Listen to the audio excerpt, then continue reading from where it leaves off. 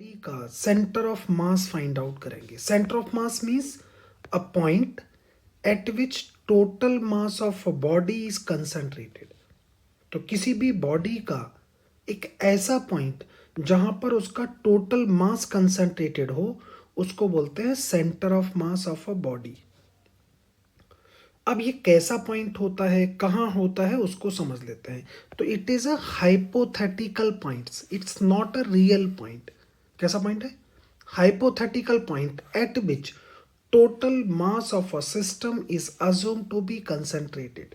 तो एक ऐसा पॉइंट जहां पर बॉडी का टोटल मास आप अज्यूम कर सकते हैं कि यहाँ कंसंट्रेटेड होगा, उसको कहते हैं centre of mass of a system और बॉडी। अब कहाँ कहाँ हो सकता है? It may lie inside a body, it may lie outside a body, it may lie on the surface of a body, because it is a hypothetical point, not a real point. तो किसका कहाँ होता है जरा उसको समझ लेते हैं। तो position of centre of mass of a body की, रिंग की बातें करें तो रिंग का सेंटर ऑफ मास लाई करता है outside. Suppose this one is a ring. अब देखिए इस रिंग का सेंटर ऑफ मास ऐसे पॉइंट पर आ रहा है जहां पर एक्चुअल मास है ही नहीं, इसलिए हम इसको बोल रहे थे हाइपोथेटिकल पॉइंट। तो एक रिंग है तो रिंग का सेंटर ऑफ मास देखिए दिस वन, तो इसको बोलते हैं आउटसाइड, जहां एक्चुअल में उसका मास नहीं। अगर सीट होती तो सीट का सेंटर ऑफ मास लाई करता ऑन द सरफेस। अगर स्फीयर है, क्यूब है, तो उसका सेंटर ऑफ मास लाई करता है इनसाइड। डन। तो हमें उनके सेंटर ऑफ मास के आइडिया मिल जाते हैं। अब आप कहेंगे क्या बेनिफिट निकलने वाला है? देखिए सेंटर ऑफ मास वो पॉइंट है जिस पॉइंट के अबाउट बॉडी इजीली रोटेट कर सकती है विद मिनिमम टॉर्क और विद मिनिमम एफर्ट। तो अगर आपने देखा होगा प्रैक्टिकली लाइफ में कि सीलिंग फैन जिस एक्सिस के अबाउट रोटेट करता है वो सेंटर ऑफ मास एक्सिस ही होती है। अगर पोर्टर की बातें करें तो आपने ये भी देखा होगा ये भी सेंटर मास एक्सिस के अबाउट रोटेट करता है, same as this one also. अगर किसी ऑब्जेक्ट को या रॉड को जब आप थ्रो करते हैं तो वो रोटेट करती हुई जब मूव करती है ना पैराबोलिक पाथ और एनी अदर पाथ, तो वो हमेशा अगर आप देखेंगे तो जो उसका सेंटर ऑफ मास है वो एक लाइन में मूव करता है। देखिए आप जो पाथ इसका बताते हैं कि पैराबोलिक पाथ है, वो पैराबोलिक पाथ इसके सेंटर ऑफ मास का। ये जो पॉइंट्स हमने मार्क कर रखे हैं these are the centre of mass point of this bat जो आपने प्रोजेक्टेड किया था with some initial velocity of in some angle. Done. तो सेंटर ऑफ मास का हमें एक आइडिया लग गया। अब क्वेश्चन ये है कि हम सिस्टम का सेंटर ऑफ मास फाइंड करेंगे। तो सिस्टम का सेंटर ऑफ मास का एक फॉर्मूला देख लेते हैं और फटाफट उनको फाइंड आउट करेंगे। बहुत सारे क्वेश्चंस हम आपके साथ में डिस्कस करने वाले हैं। एक बार मैं रिव्यू करा देता हूं कि हम कितने सारे क्वेश्चंस आपके साथ डिस्कस करेंगे और डिफरेंट डिफरेंट टाइप के हम क्वेश्चंस को डिस्कस करेंगे। All types, school level, NEET exam, JEE advance, जो प्रीवियस ईयर्स में क्वेश्चंस आए हुए भी हैं उन क्वेश्चंस को भी हम फ्रीक्वेंटली आपके साथ डिस्कस करेंगे सो that you get a confidence. Okay. और भी बहुत सारे क्वेश्चंस हैं तो उन क्वेश्चंस को हम आपके साथ डिस्कस करने वाले हैं। तो पहले कंटेंट को डिस्कस करते हैं so that you can apply a concept in any questions easily. तो हम आते हैं sir position of centre of mass of a two particle system. तो centre of mass of a two particle system है, मेरे पास टू पार्टिकल्स हैं, this one of mass m1, this one of mass m2। अगर आप देखेंगे तो ये ओरिजिन से फर्स्ट पार्टिकल को देखेंगे तो ये ओरिजिन से प्लेस्ड है at a distance x1, second particle is placed at a distance x2 from the origin. तो अगर आप इनके कोऑर्डिनेट, क्योंकि x एक्सिस में है तो आप इनके कोऑर्डिनेट भी राइट कर सकते हैं। तो इसका कोऑर्डिनेट क्या होता है x1, 0, इसका कोऑर्डिनेट क्या होता है x2, 0, बिकॉज y एक्सिस नहीं है, ये सिर्फ x एक्सिस है। अब आप चाहें तो इसको y एक्सिस में भी रख सकते हैं, आप चाहें तो इसको z एक्सिस में भी प्लेस कर सकते थे, आप चाहें तो इनको किसी प्लेन में भी प्लेस कर सकते हैं। ये क्वेश्चन डिसाइड करता है। तो अब आप कहेंगे सर इसका सेंटर ऑफ मास बताइएगा, कहां से? ओरिजिन से। हमेशा हम जो कोऑर्डिनेट या position vector of centre of mass find करते हैं वो ओरिजिन से फाइंड आउट करते हैं और ओरिजिन के कोऑर्डिनेट होते हैं 0, 0। तो आप कहेंगे सर इसका सेंटर ऑफ मास कहां होगा? तो थोड़ा सा पहले अजूम कर लेते हैं। अगर ये दोनों बॉडी आइडेंटिटिकल होती तो इनका सेंटर ऑफ मास मिडिल में होता। Catch it. अगर कोई भी बॉडी हैवियर होती, आप कह रहे हो कि सर M2 हैवियर है, तो सेंटर ऑफ मास इन दोनों के मिडिल में नहीं होगा, centre of mass little shifted होगा टुवर्ड्स द हैवियर वन, मतलब M2 की तरफ। आप कह रहे हो M2 और ज्यादा हैवी है तो और ज्यादा उसके क्लोजर हो जाएगा, और ज्यादा हैवी है तो और ज्यादा क्लोजर हो जाएगा। तो हमेशा सेंटर ऑफ मास को एक वर्ड पसंद है, और वो वर्ड है towards the heavier body, towards inside a large area body, inside a large volume body. तो ये हमेशा उसके अंदर या उसके पास लाई करता है जिसके पास मास ज्यादा हो, जिसका एरिया ज्यादा हो, या जिसका वॉल्यूम ज्यादा हो। तो जिसके पास कुछ ज्यादा होगा, मास ज्यादा है तो उसके क्लोजर चला जाएगा, एरिया ज्यादा है तो उस एरिया के क्लोजर में चला जाएगा, वॉल्यूम ज्यादा है तो वॉल्यूम के क्लोजर चला जाएगा। अब आप कहेंगे सर हम निकालेंगे कैसे, तो उसका फॉर्मूला समझ लेते हैं। मान लो कि ये सिस्टम जो है, जो टू पार्टिकल का सिस्टम है, ये अलोंग द एक्स एक्सिस है, तो हम इसका पोजीशन ऑफ सेंटर ऑफ मास निकालते m1 x1 vector plus m2 x2 vector over m1 plus m2। जो पार्टिकल जहां प्लेस्ड है उसका पोजीशन वेक्टर लिख लीजिए, जो जहां प्लेस्ड है उसका पोजीशन वेक्टर लिख लीजिए, उन दोनों का प्रोडक्ट मार्क कीजिएगा। तो m1 x1 vector plus m2 x2 vector over m1 plus m2। Done. अगर यही y एक्सिस में होता तो आप इसको लिखते m1 y1, क्योंकि m1 मास y1 पोजीशन पर है, m2 y2 लिखेंगे वेक्टर ले, divided by m1 plus m2। अगर आप कहते हो कि सर क्वेश्चन में मास इज गिवन नहीं है, एरिया गिवन है, तो आप इन फॉर्मूलों को एरिया की फॉर्म में भी लिख सकते हैं, जैसे a1 y1 plus a2 y2 over a1 plus a2। Done. अब आप कहेंगे ये किस कॉन्सेप्ट पर बेस्ड है, तो मैंने यहां पे नोट डालकर लिखा है, ये बेस्ड है product of mass and position remain constant from the origin. Her particle की पोजीशन और मास का प्रोडक्ट कांस्टेंट रहता है। तो आपको समझ में आ गया, अगर किसी का मास ज्यादा है तो उसका पोजीशन कम होगा, मतलब क्लोजर टू द ओरिजिन होगा। डन। या closer to the centre of mass होगा। तो हमने यहां पे लिख लिया x inversely proportional to mass. तो आपको समझ में आ गया, जिस बॉडी का मास ज्यादा होगा उसकी position from the centre of mass less होगी, वो उतनी ही ज्यादा क्लोजर होगी। अगर लाइटर बॉडी है, मास उसका कम है, तो बॉडी सेंटर ऑफ मास से उतनी अवे होगी, ताकि उनका पोजीशन और मास का प्रोडक्ट कांस्टेंट रहे। ये नोट कर लीजिए। अब इन्हीं पर बेस, क्योंकि आपने कॉन्सेप्ट को देख लिया है, तो अब जरा क्वेश्चंस को देख लेते हैं फटाफट और उनको समझ लेते हैं।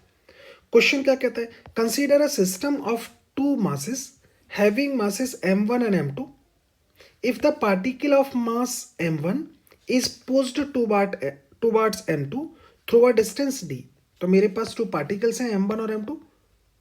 This one suppose position of centre mass, and particle m1 is pushed towards m2 by a distance d। Done। By what distance should be the particle of mass m2 be moved so that keep the center of mass of a system of a particle at the original position. Question क्या कह रहे हैं, एक बार question को अपनी side से read कीजिए। To particles हैं m1 m2, they are placed at some separation, position of centre mass of this one. Suppose m1 particle is move towards m2 by a distance d, then m2 particle move away from m1 towards the m1 by what distance, so that center of mass of a system lie at a same position। ये वहीं बना रहे, उसके लिए m2 को आपको किधर displace कराना है, towards away from m1 towards m1 and how much. तो चलो सोचते हैं। अभी आपने मुझे बताया था कि सेंटर ऑफ मास से उसका मास और पोजीशन का प्रोडक्ट कांस्टेंट रहता है, चाहे कोई भी पार्टिकल हो। तो अगर मैं इस डिस्टेंस को कुछ भी अज्यूम कर लूँ m1, तो आप कहेंगे m1 और x1 का प्रोडक्ट कांस्टेंट होगा। सेम एज इसको अज्यूम कर लूँ x2, तो आप कहेंगे m2 x2 का प्रोडक्ट कांस्टेंट रहेगा। भाई तभी तो ये सेंटर मास है। अब आपने क्या किया, m1 को मूव करा दिया बाय अ डिस्टेंस से d, तो अगर आपने y डिस्टेंस d मूव कराया तो इसका मतलब m1 तो क्लोजर आ गया। अगर m1 क्लोजर आ गया तो उसका मतलब डिस्टेंस कम हो गया। तो आपको ये समझ में आ गया होगा कि सर m2 को भी क्लोजर लाना ही पड़ेगा। क्या आपको ये बात समझ में आ गई? तो हाँ जी, हमें ये बात समझ में आ चुकी है। तो अगर आप m2 को क्लोजर लेकर आओगे तो डेफिनेटली m1 को क्लोजर लेकर आओगे तो m1 को भी क्लोजर ही लाना पड़ेगा। और मैं इसको ले आया। अब आप कहेंगे कितना लेकर आ रहे हो? तो अज्यूम कर लेते हैं सपोज x2 डिस्टेंस क्लोजर लेकर आ रहा हूं। क्लोजर लाएंगे तभी उसका position of centre of mass lie at a same point, otherwise centre of position of centre of mass is shifted. तो अब आप कहेंगे क्या कॉन्सेप्ट लगाएंगे? अभी जो कॉन्सेप्ट हमने सीखा था कि मास और पोजीशन का प्रोडक्ट कांस्टेंट करना है। तो m1 को कितना मूव किया? आपने कहा d। तो m2 को कितना मूव करेंगे? Suppose x2। अब आपने कहा जी x2 की वैल्यू निकाल लीजिए। तो मुझे x2 की वैल्यू मिल जाती है लाइक इज दिस। इतना मूव करेंगे, किधर मूव करेंगे? Towards m1। अब एक बार अपनी साइड से इसको चेक करो और देखो जरा कि आप क्या कहते हैं। डन? तो ये हमें समझ में आ गया। अब नेक्स्ट क्वेश्चन की बातें करते हैं, उनको देखते हैं। क्या कहते हैं जी? टू पार्टिकल्स हैं of mass m1 like is this one, m2 like is this one are placed at a points this one and this one। Coordinates आपको गिवन है जहां पर ये पार्टिकल प्लेस्ड हैं respectively. Find the coordinate and position of centre of mass of a system. ये JEE 2008 का question आया हुआ है। देखिए कितना इजीली हम इस क्वेश्चन को सॉल्व कर लेते हैं। फॉर्मूला अभी हम देख ही चुके हैं। तो आप कहेंगे जी क्वेश्चंस को राइट करते हैं। तो मुझे क्या फाइंड करना है? कोऑर्डिनेट या फिर position vector of centre of mass of a system. आप कहेंगे कैसे निकालें सर? तो चलो पहले तो मार्क कर लेते हैं सर फॉर्मूला क्या होगा। फॉर्मूला हम देखिए टू वे में इन क्वेश्चंस को सॉल्व कर सकते हैं। एक तरीका तो ये कि आप XCM सेपरेट निकालो, YCM सेपरेट निकालो, ZCM सेपरेट निकालो, फिर उसका RCM राइट कर लो। कैसे लिखेंगे? XCM I कैप प्लस का YCM J कैप प्लस का ZCM K कैप। अब आप कहेंगे XCM कैसे निकालते? तो XCM निकालने का तरीका वही M1 X1 plus M2 X2 over m1 plus m2। Vectorially लिखेंगे, उसका x1 मुझे दे रखा है, उसका x2 मुझे दे रखा है, मासेस उसके गिवन है मुझे। तो ऐसे आप XCM YCM और ZCM सेपरेट निकाल लो। एक तरीका दूसरा, जो अगर आपको लगता है कि आपका मैथ बहुत वीक है तो आप इनको सेपरेट निकालिएगा, लेकिन थोड़ा टाइम टेकिंग प्रोसेस होगा। नहीं तो आप इसको सिंगल स्टेप में भी निकाल सकते हैं। अब आप कहेंगे सिंगल स्टेप में कैसे निकालते? तो इसका सीधे सीधे RCM राइट कर लो। तो आप कहेंगे R का मतलब है जनरल कोऑर्डिनेट, जिसमें M भी इन्वॉल्व है, सॉरी X भी इन्वॉल्व है, Y भी इन्वॉल्व है और Z भी इन्वॉल्व है। तो मैं इसको कैसे लिखता है? M1 R1 प्लस का M2 R2, क्योंकि टू ही पार्टिकल्स हैं, ओवर M1 प्लस M2 लिखेंगे वेक्टरली। अब आप कहेंगे सर पहले तो पोजीशन वेक्टर राइट कर लो। तो देखो कोऑर्डिनेट्स मुझे गिवन है, इसका R1 कितना आएगा? तो आप कहेंगे जी 0 I कैप प्लस का J कैप माइनस का K कैप। R2 कितना आएगा? तो आपने कहा जी ये पोजीशन वेक्टर दे रखा है, सो this one I cap plus का 2J कैप माइनस का 2K कैप। डन? अब यहां पर वैल्यू को राइट कर लेते हैं फटाफट। तो RCM मुझे मिल जाएगा, कितना मिलेगा? M1, so that is 1। R1 की वैल्यू कितनी है? 0 I कैप प्लस का J कैप माइनस का K कैप प्लस का M2 दैट इज 2। यहां लिखेंगे I कैप प्लस का 2J कैप माइनस का 2K कैप। डन? एक बार चेक करो। आपने कहा जी मासेस कितने गिवन है? सो दिस वन 1 प्लस 2। अब हमने क्या किया जी, मैंने कॉमन ले लिया, ऊपर देखेंगे तो J कैप माइनस का K कैप होगा प्लस का 2I कैप होगा प्लस का 4J कैप होगा माइनस का 4K कैप होगा। अब फटाफट इसको सॉल्व कर लेते हैं। तो आप कहेंगे जी वैल्यू आएगी 1/3, this one 2I cap plus का 5J कैप माइनस का 5K कैप। ये आ गया जी position vector of centre of mass of a system. अब आप कहेंगे जी कोऑर्डिनेट बताइएगा। तो कोऑर्डिनेट अगर आपको राइट करना है तो इसको सिंप्लीफाई करके ऐसे लिख लो।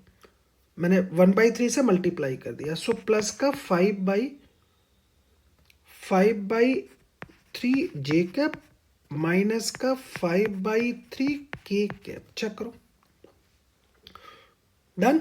यूनिट्स में राइट करेंगे, पोजीशन है तो आप कहेंगे मीटर ही होगा। अब आप कहेंगे कोऑर्डिनेट्स क्या होंगे सर? अगर आप कोऑर्डिनेट्स देखना चाहें तो आप कहेंगे जी एक्स कोऑर्डिनेट क्या होगा, like as this one, so 2/3। Y coordinate क्या होगा, 5/3। जेड कोऑर्डिनेट क्या होगा, माइनस का 5/3। So it's your answer. एक बार चेक करो अपनी साइड से और एटलीस्ट वन टाइम क्वेश्चन को रीसॉल्व करो सो that you get a confidence. Next में आते हैं सर एक अनदर क्वेश्चन पर, उसको समझते हैं। क्वेश्चन हमारा क्या कहता है जी? क्वेश्चन कहता है find the coordinate and position vector of centre of mass of a system from point O. O means origin. Origin से फाइंड करना है एज गिवन बिलो। ये नीट 2014 का आया हुआ क्वेश्चन है, इजी क्वेश्चन से। देखें हम अपने कॉन्सेप्ट से कैसे कर लेते हैं। तो आप कहेंगे जी पार्टिकल्स के मासेस क्या क्या है? तो 3 पार्टिकल्स हैं। कौन कौन सा पार्टिकल है? Particle this one m1 of mass m, this one m2 also of mass m, this one m3 also of mass m। सब आइडेंटिकल है। डिस्टेंस आपको गिवन है, कोऑर्डिनेट आपको बताने। तो पहले तो आप कहेंगे सर कोऑर्डिनेट खुद तो लिख लो, तो मैंने इसके कोऑर्डिनेट को राइट कर दिया 0,0, क्योंकि प्लेन में है तो एक्स और वाई कोऑर्डिनेट लिख लेते हैं। यहां देखेंगे a,0, यहां पर देखेंगे 0,a, तीनों के कोऑर्डिनेट राइट कर लिए, डन। अब आप कहेंगे सर इसका पोजीशन वेक्टर भी लिख लो, तो इसका पोजीशन वेक्टर कितना आएगा? तो आप कहेंगे ए आई कैप। इसका कितना आएगा? R2। तो आप कहेंगे इस भाई इसमें एक्स है ही नहीं, 0 है, तो आप कहेंगे ए जे कैप। देखो पोजीशन वेक्टर हमने राइट कर लिया, ऑरिजिन पर है। पोजीशन वेक्टर लिखने का फॉर्मूला तो आपको पता ही होगा, आप लिखते थे x2 माइनस का x1 आई कैप प्लस का y2 माइनस का y1 जे कैप प्लस का z2 माइनस का z1 के कैप। तो आप कहेंगे x1 जो आप लिख रहे हैं x1 और y1 दैट्स ऑरिजिन। ऑरिजिन के कोऑर्डिनेट्स x1 और y1 है। बाकी x2 और y2 इधर लिख रहे थे दिस वन, तो आपने r1 निकाल लिया। सेम एज हेयर R2 निकाल लिया, तो आपने ये वैल्यू को राइट कर लिया। आई होप कि आप समझ रहे होंगे। अब हमने क्या किया जी? आप कहेंगे जी हमें तो सर पोजीशन वेक्टर निकालना है, तो चलो पोजीशन वेक्टर निकालते। सबसे पहले तो फॉर्मूला लिख लेते हैं, तो आप कहेंगे RCM राइट करते हैं। अब यहाँ पर फिर से आपके पास 2 चॉइस है। क्या चॉइस है? XCM सेपरेट निकालो, YCM सेपरेट निकालो। तो आप कहेंगे XCM कैसे निकालते? m1 x1 plus m2 x2, vector लिखते divided by m1 plus m2। Value लगाओ और वैल्यू को राइट कर लो। यहाँ पे 3 पार्टिकल्स हैं, तो आप कहेंगे m3 x3 भी लिखेंगे और प्लस का m3 भी राइट करेंगे। अब तीनों के वैल्यू आपके पास में है, उसका मास गिवन है, उसका x1 गिवन है, y1 गिवन है, m2 गिवन है, x2 गिवन है, y2 गिवन है, m3 गिवन है, x3 गिवन है, y3 भी गिवन है। तो आप ऐसे राइट कर लो वैल्यू को, तो आप ऐसे भी निकाल सकते थे।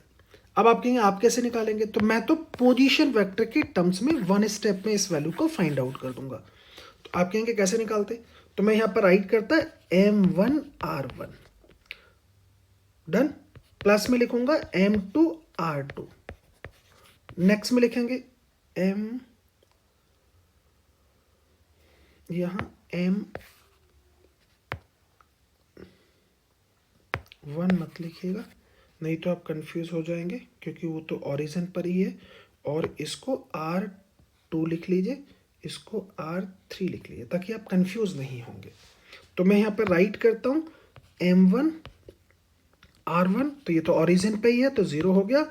m2 r2 प्लस का m3 r3, नीचे लिखेंगे m1 plus m2 plus m3, done. आप कहेंगे m1 कितना है? तो मैं कहूँगा m1 की वैल्यू है m। r1 ये तो ओरिजिन पर ही प्लेस था तो 0 कर दिया। आप कहेंगे m2 so that is also m। यहाँ देखेंगे r2, तो आपने कहा जी a आई कैप आ रहा है सिर्फ। प्लस में देखेंगे दिस वन आल्सो m, ये कितना आ रहा है जी, ए जे कैप में जा रहा है। डिवाइडेड बाई देखेंगे तो m plus m plus m. अब आप यहाँ पे सॉल्व करेंगे तो मैंने एम ए को कॉमन ले लिया ऊपर से, तो आप कहेंगे आई कैप प्लस का जी कैप मिलेगा। नीचे देखेंगे तो 3m मिलेगा, एम से एम को कैंसिल आउट कर दिया, वैल्यू आ गई a/3 आई प्लस का जे। ये coordinate of centre of mass आ चुका है, चेक करो। अब आप कहेंगे सर हमें पोजीशन कोऑर्डिनेट, देखिए कोऑर्डिनेट निकालना है तो आप इसको थोड़ा सिंप्लीफाई कर लो। मैं इसको ऐसे लिख सकता हूँ a/3 आई कैप और a/3 जी कैप। ये क्या होगा, x कोऑर्डिनेट होगा, ये क्या होगा, y कोऑर्डिनेट होगा। तो अगर आप कोऑर्डिनेट राइट करना चाहते हैं तो आप कहेंगे जी कोऑर्डिनेट्स होंगे a/3 a/3। मतलब कहां पर होगा, अगर आप कोऑर्डिनेट्स की हेल्प से देखना चाहें तो कहीं यहां पर इसका सेंटर मास लाई करेगा 45 डिग्री लाइन पर। तो हमें वैल्यू को समझ में आ गया कि हमने कैसे निकाल दिया। डन। अब आप कहेंगे सर नेक्स्ट क्वेश्चन में चलते हैं और उस नेक्स्ट क्वेश्चन को भी समझ लेते हैं। सर क्या कहते हैं, अपनी साइड से इसको सॉल्व कीजिएगा। और नेक्स्ट क्वेश्चन में जानते हैं लाइक इज दिस वन। अब हमारे पास में 4 पार्टिकल्स हैं, दिस वन, जिनके मासेस हैं m, 2m, 3m then 4m। एक स्क्वायर कॉर्नर पर प्लेस्ड हैं और स्क्वायर की साइड्स आपको गिवन है a। नीट 2018 में आया हुआ क्वेश्चन है तो उसको जरा समझ लेते हैं। कोऑर्डिनेट निकालना है या position of centre of mass of a system निकालना है in terms of I cap, J cap और के कैप। तो पोजीशन वेक्टर भी निकालेंगे और कोऑर्डिनेट भी निकालेंगे। अब आप कहेंगे कैसे निकालें, यहां भी आपके पास 2 वे हैं। आप चाहें तो एक्सीएम लिख लें, एक्सीएम की वैल्यू अलग निकाल लें, वाईसीएम अलग निकाल लें, जेडसीएम अलग निकाल लें। जेडसीएम निकालने की जरूरत नहीं है क्योंकि एक्स वाई प्लेन में, तो एक्सीएम अलग निकालो, वाईसीएम अलग निकालो। अब इस क्वेश्चन को मैं फटाफट आपको, लेकिन टाइम ज़्यादा लगता है। अगर आप एक्सीएम अलग निकालेंगे, वाईसीएम अलग निकालेंगे तो थोड़ा सा टाइम ज़्यादा लगेगा। और आप कहते हो सर कि हम तो डायरेक्ट भी निकाल सकते हैं, तो ज़्यादा ईजी होगा कि हम उनकी पोजीशंस को मार्क कर लें और फटाफट फटाफट देख लें कि साहब कितना आता है। तो बट कोई बात नहीं, पहले इसके कोऑर्डिनेट्स को लिख लो। तो 0,0 ये कोऑर्डिनेट होगा a,0। देखो 0,a और यहाँ कोऑर्डिनेट देखेंगे तो a,a आएंगे। अब आप बताओ कैसे लिखना चाहते हो, एक्सीएम और वाईसीएम निकालना चाहते हो तो मैं फटाफट ऐसे भी सॉल्व करके आपको दिखा देता हूँ, कोई इशू नहीं। फिर आपको आरसीएम में भी निकाल दूंगा। तो आप कहेंगे एक्सीएम निकालो सर सेपरेटली, तो मैं कहूँगा m1x1 plus m2x2 plus m3x3। ये इजी होता है लिखना, गलती होने के चांसेस थोड़े से कम होते हैं, but takes a little more time, time थोड़ा सा ज़्यादा लगता है। तो आप कहेंगे जी m1 कितना है, तो आप कहेंगे this one 1, this one 2, this one 3, this one 4। मैंने ऐसे अज्यूम कर लिया, तो आप इनको मैं राइट भी कर देता हूँ। This one m1, this one m2, this one m3, this one m4। Done. अब आप कहेंगे सर वैल्यू को लगाओ, तो m1 कितना है m, उसका x1 कितना है 0, दूसरा कितना है m2 so that is 2m, x2 कितना है a, m3 कितना है 3m, x3 कितना है 0, x3 0। देखो दिस वन आप कहेंगे जी m4 that is 4m and then x4 that is a। नीचे लिखेंगे तो m प्लस का 2m प्लस का 3m ऑल पार्टिकल के मासेस, तो लाइक इज दिस। अब सबको सम कर लेते हैं। तो आपने कहा जी ऊपर कितना है 2ma, ये तो 0 हो चुका है। यहाँ देखेंगे ये भी 0 हो गया। नेक्स्ट में देखेंगे प्लस का 4ma और नीचे देखेंगे तो वैल्यू आएगी सर 10m। इसको सॉल्व करेंगे तो 6ma बाई 10m आएगा, कैंसिल आउट करेंगे, वैल्यू आ गई 3/5 ऑफ a। देखिए एक्सीएम की वैल्यू आ चुकी है। अब आप कहेंगे सर वाईसीएम निकालिएगा फटाफट।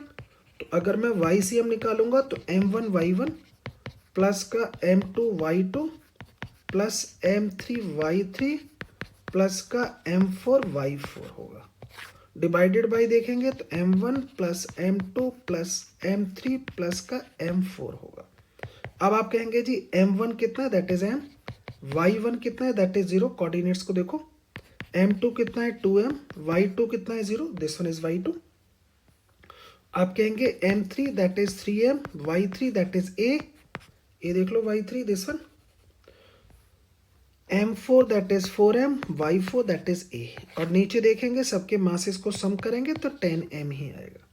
ऊपर वैल्यू को सॉल्व कर लेते हैं तो आप कहेंगे ये 0 हो चुका है, ये भी 0 हो गया पूरा, और यहाँ देखेंगे तो वैल्यू आ गई सर 7ma/10m। m से m को कैंसिल आउट कीजिए, 7/10 ऑफ a आ गया, ये आ गया YCM। अब आप कहेंगे जी YCM हमने निकाल लिया तो कोऑर्डिनेट क्या आएंगे, तो पहले लिखेंगे XCM का coordinate that is 3/5 of a, फिर लिखेंगे YCM का कोऑर्डिनेट, लो जी कोऑर्डिनेट आ गए। अब इसी के बिहाफ पर आप पोजीशन वेक्टर भी लिख सकते हैं, तो क्या लिखते हैं XCM I कैप प्लस का YCM J कैप, लो जी पोजीशन कोऑर्डिनेट भी लिख सकते हो, लेकिन आपको सेपरेटली XCM और YCM निकालने पड़ेंगे। अब आप कहते हैं कि सर वन स्टेप में आप इसको कैसे फाइंड आउट करते, तो देखो मैं इसको वन स्टेप में फाइंड आउट करके दिखा देता हूँ। इतने लॉन्ग क्वेश्चन को पहले इस आंसर को यहाँ राइट कर लेते हैं सो दैट कि आप इसको वेरीफाई करा पाओ कि भाई आंसर सेम आ रहा है डिफरेंट आ रहा है। 3/5 AI कैप प्लस का 10/7 AJ कैप। आप अपनी साइड से बताइएगा कि आपको कौन सा बेस्ट लग रहा है, ये ज़रूर बताया करिए, कमेंट्स ज़रूर किया करिए क्या फेवरेबल है क्या अनफेवरेबल है, तो ताकि टीचर को पता रहे कि भाई यार आपको क्या पसंद है, कैसा पार्ट आपको चाहिए, कितना टाइम लग रहा है। डन। अब आप कहेंगे अब कैसे निकालेंगे सर, अब निकाल के दिखाता हूँ वन स्टेप में बाई RCM।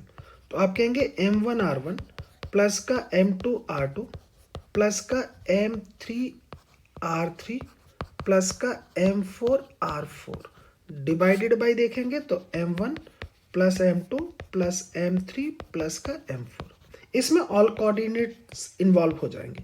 अब आप कहेंगे सर R1 तो बताओ, तो R1 तो ओरिजिन पर ही है तो 0 0 में जाएगा।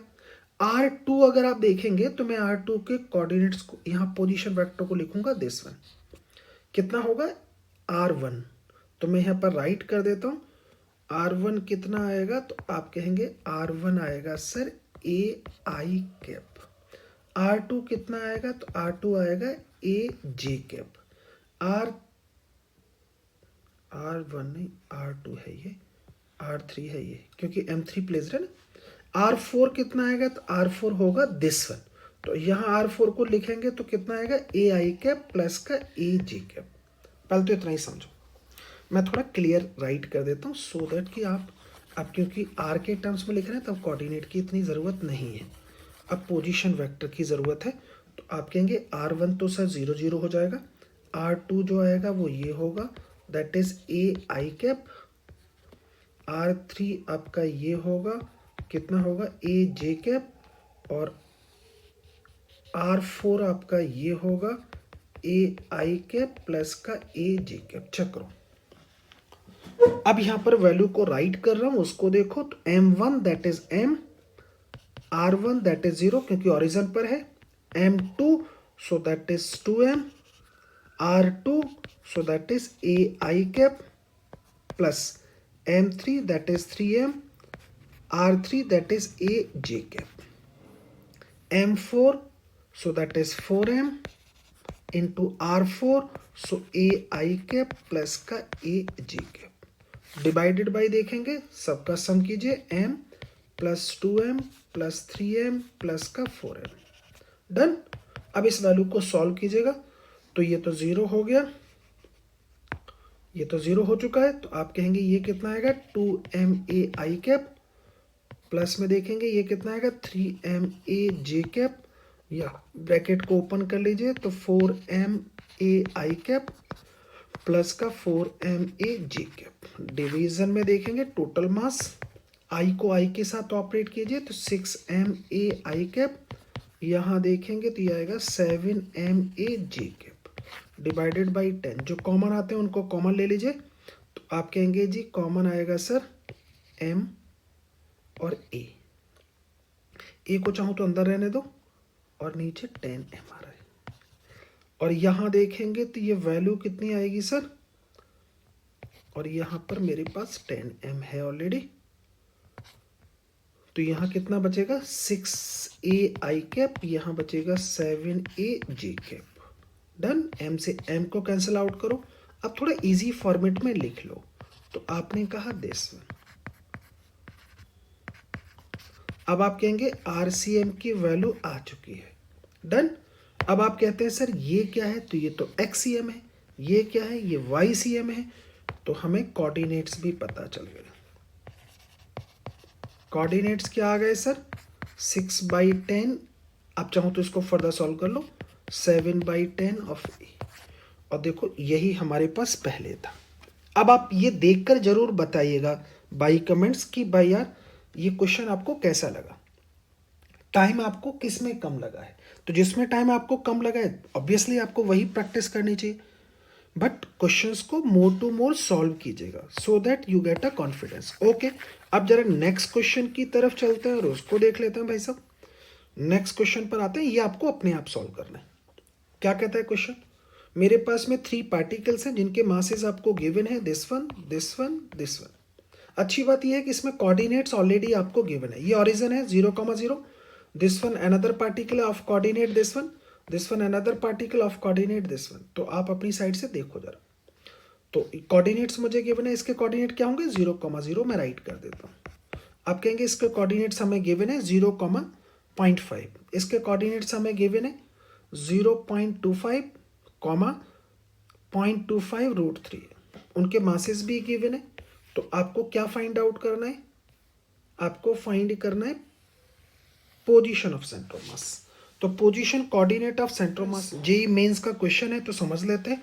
The position of centre of mass from O, the 3 identical plates of width B, length L, as shown in figure. मेरे पास ये प्लेट्स हैं जिनकी लेंथ L है, विड्थ B है, which is place like as this one. तो हमने देखा फर्स्ट, अगर प्लेट को देखेंगे तो दिस वन, सेकंड प्लेट को स्लाइड करके रखा गया है। कितना स्लाइड किया आपने, 2 राइट, सो L/6। थर्ड को आपने और स्लाइड करके रख दिया L/6। अब आपको coordinate of centre of mass of a system find out करना है। तो एक तो फॉर्मूले से निकाल सकते हैं, दूसरा सोचकर भी निकाल सकते हैं। तो पहले आप कहेंगे सोच के बताओ सर। तो देखो मुझे एक बात समझ में आ गई कि अगर ये तीनों रॉडें एक लाइन में लगी होती तो इनका कोऑर्डिनेट ऑफ सेंटर ऑफ मास कहीं मिडिल में होता। अब क्योंकि ये शिफ्टेड है स्लाइटली, तो मुझे एक बात तो समझ में आ गई कि सर L वाला शिफ्टेड हो जाएगा। अगर ये यहीं पे होती, मैं आपको ड्रॉ करके दिखाता हूँ, आप कह रहे हो तीनों की दोनों सर एक दूसरे के ऊपर ऐसे रखी होती, तो इनका सेंटर मास आता दिस वन। X कितना होता, that is L/2। Y direction का कोऑर्डिनेट कितना होता, दैट इज 3B/2। अब आप कहेंगे सर Y डायरेक्शन में तो कोई शिफ्टिंग हो नहीं रही, तो इसका मतलब Y डायरेक्शन वाला तो 3B/2 ही होगा। L डायरेक्शन में शिफ्टिंग हो रही है तो ये L/2 से ज़्यादा होगा। तो मुझे समझ में आ गया L/2 से ज़्यादा होगा, ध्यान रखना है। अब आप कहेंगे जी L/2 से ज़्यादा है, लेकिन YCM कितना है 3B/2। 3B/2 तो एक ही ऑप्शन में है, मुझे समझ में आ गया फर्स्ट ऑप्शन इज करेक्ट। अब आप कहेंगे नहीं जी हमें तो लिख कर दिखाओ, तो आप कोई बात नहीं, इसको निकाल लेते हैं और वैल्यू को समझते हैं। सबसे पहले कोऑर्डिनेट लिख लो। तो इस पॉइंट का कोऑर्डिनेट कितना आएगा, आपको समझ में आएगा L/2, B/2। पहले तो इतना समझो। नेक्स्ट सेकंड वाली रॉड का कोऑर्डिनेट ऑफ सेंटर ऑफ मास कितना आएगा, तो मैं इसको राइट कर देता हूँ। और इसका कोऑर्डिनेट जो आपको मिलेगा, देखो इसका कोऑर्डिनेट होगा लाइक एज दिस वन। तो ये वैल्यू कितनी आएगी, तो आप कहेंगे जी L/2 प्लस का L/6। तो L/2 प्लस का L/6 कीजिएगा, LCM को 6 ले लीजिए। तो आप कहेंगे ये 3, 4, सो दैट इज 2/3 ऑफ L आएगा। और B कितना जाएगा, तो आप कहेंगे जी B होगा एक तो ये, that is B, and then B/2, so B plus का B/2, that is 3/2 of B आएगा। अब आप कहेंगे जी थर्ड रॉड का सेंटर मास कहाँ पर होगा, तो वो यहाँ पर होगा। और इसका कोऑर्डिनेट्स कितना आएगा, तो आप कहेंगे जी दिस वन, ये वैल्यू होगी आपके पास में L/2 प्लस का L/6 plus L/6, so that is this one. तो ये वैल्यू आएगी आपकी 5L/6, और ये वैल्यू होगी आपकी sir this one B, this one B, this one B/2, so this one 5B/2। लो जी कोऑर्डिनेट्स को हमने फाइंड आउट कर लिया, डन। अब आपको क्या करना है, रेस्ट काम तो आप कर ही सकते हैं। एक्सीएम की वैल्यू आपको फाइंड आउट करनी है, तो m1 x1 प्लस का m2 x2 प्लस का m3 x3 divided by m1 plus का m2 प्लस का m3, सभी की वैल्यू लगाइए फटाफट और यहाँ पर राइट कर लीजिए। आइडेंटिटिकल है तो m ले लेते हैं, so this one l/2 plus का m 2/3 ऑफ l प्लस का m that is 5l/6 over देखेंगे तो that is 3m। Done. m से m को कैंसिल आउट कर दीजिए और वैल्यू को निकालिएगा जरा कितना आता है। तो आप कहेंगे जी वैल्यू मिलेगी आपको 4l/6। चेक कर लो अपनी साइड से, इसको सॉल्व करेंगे तो 2l/3 आएगी। लो जी XCM हमारा आ चुका है। ऐसे आप YCM की वैल्यू फाइंड आउट कर सकते हैं, m1 y1 प्लस का m2 y2 प्लस का m3 y3 ओवर देखेंगे तो m1 प्लस m2 प्लस का m3, सभी की वैल्यू पुट कीजिएगा। जब आप पुट करेंगे तो आप कहेंगे m होगा एंड दिस वन b/2 होगा, m होगा एंड दिस वन 3b/2 होगा, फिर m होगा दैट इज 5b/2 होगा। कोऑर्डिनेट्स में आप लिख चुके हैं दैट इज 3m। डन। सभी को फटाफट सॉल्व कर लो तो ऊपर आएगा 8 then 9, so this one 9bm/2 over देखेंगे दिस वन कैंसिल आउट करेंगे, वैल्यू आ गई 3/2 ऑफ b। देखो जरा आंसर में देखो वैल्यू कितनी आ रही थी, 3b/2, और देखो YCM की वैल्यू हमारी फाइंड आउट हो गई। Done. Okay, so let us find center of mass of a linear mass system, laminar mass system. So center of mass of a laminar mass system after removing some portion. तो centre of mass निकालेंगे of a laminar. Laminar का मतलब होता है 2 dimensional body like as disc, square sheet और rectangular sheet. तो sheets के हम लोग सेंटर ऑफ मास निकालना चाहते हैं, पहले उनको डिस्कस कर लेते हैं। मेरे पास में एक स्क्वायर सीट है like as this one, of side 2a and 2a, mass is uniformly distributed. अब आप कहेंगे सर अगर इसका मास यूनिफॉर्मली डिस्ट्रीब्यूटेड है तो इसका जो सेंटर ऑफ मास होगा वो at the centre of this square seat होगा लाइक इज दिस, जहां पर इसके डायगोनल्स इंटरसेक्ट करेंगे और उसका कोऑर्डिनेट होगा a, if this one is a origin. Done. तो ये तो आपको समझ में आ गया। अब आप कहेंगे सर अगर मैं इस स्क्वायर सीट से कुछ पोर्शन को रिमूव कर लूं, सपोज मैंने कुछ पोर्शन रिमूव किया लाइक एज दिस, अगर मैं इतना पोर्शन इसमें से रिमूव करता हूं तो इसका सेंटर ऑफ मास किधर शिफ्ट होगा। तो आप जानते हैं सेंटर ऑफ मास हमेशा शिफ्ट होता है टुवर्ड्स द हैवियर साइड और हैवियर वन। तो अभी जब रिमूव नहीं किया था तो इसका सेंटर ऑफ मास था दिस वन। अब हैवियर साइड कौन सी है, तो आपने कहा जी दिस वन। अब इस साइड में शिफ्ट हो जाएगा, just opposite side of the removing section. अब आप कहते हैं सर ज्यादा रिमूव करते तो, और ज्यादा सेक्शन अगर आपने रिमूव किया है तो थोड़ा सा और ज्यादा, अब ये कहीं यहां तक पहुंच जाएगा सेंटर ऑफ मास, तो अपोजिट डायरेक्शन में मूव करना स्टार्ट करेगा। डन। तो ये चीज आपको समझ में आ गई। अब हम अपनी बेसिक बातें करते हैं, उनको देखते हैं। मेरे पास में देखो, पहले तो निकालेंगे कैसे, अब ये समझ लेते हैं। अगर मुझे position of centre of mass of a system find करना है आफ्टर रिमूविंग, तो आपके पास एक फॉर्मूला हुआ करेगा a1x1 वेक्टरली माइनस का a2x2 over a1 minus a2, और अगर उसका YCM फाइंड आउट करना है तो a1y1 माइनस का a2y2 ओवर a1 माइनस का a2। अगर आप x और y को वन टाइम लिखना चाहते हैं जनरल कोऑर्डिनेट्स तो आप ऐसे भी लिख सकते हैं a1r1 वेक्टर माइनस का a2r2 vector over a1 minus का a2। अब मन में क्वेश्चन आता है सर ए क्या है, तो ए है area of a body before removing. तो जो बॉडी का एरिया है बिफोर रिमूविंग वो होगा। अब आप कहेंगे A2 क्या होगा, तो A2 हुआ करेगा area of the removed part. तो A1 है before removing area of a body and A2 is the area of a removed section. तो हमने उसको राइट कर दिया। अब आप कहेंगे X1 और Y1 क्या है, या तो x1 और y1 हुआ करेंगे coordinate of a body before removing, और x2 और y2 होंगे coordinate of a body of a removed section. तो A2 जो एरिया उसका रिमूव्ड का है, वैसे ही x2 और y2 उसके कोऑर्डिनेट है रिमूव्ड सेक्शन के। कहां से, फ्रॉम द ओरिजिन। कोऑर्डिनेट्स हमेशा ओरिजिन से ही देखे जाएंगे। तो अब हम एक आपको ट्रिक बताते हैं और उसको समझो। कभी भी रिमूव्ड बॉडी का क्वेश्चन करना हो तो आपको एक छोटी सी टेबल फॉर्म कर लीजिएगा, वन साइड में राइट कर लीजिए बिफोर रिमूविंग। तो बिफोर रिमूविंग उसका एरिया और उसके कोऑर्डिनेट्स लिख लीजिए। सेकंड में आप रिमूव्ड पोर्शन का एरिया और उसके कोऑर्डिनेट राइट कर लीजिए। तो मैं अब आपके साथ में डिस्कस करता हूं कितना पार्ट इसमें रिमूव किया, अब वो बता देते हैं।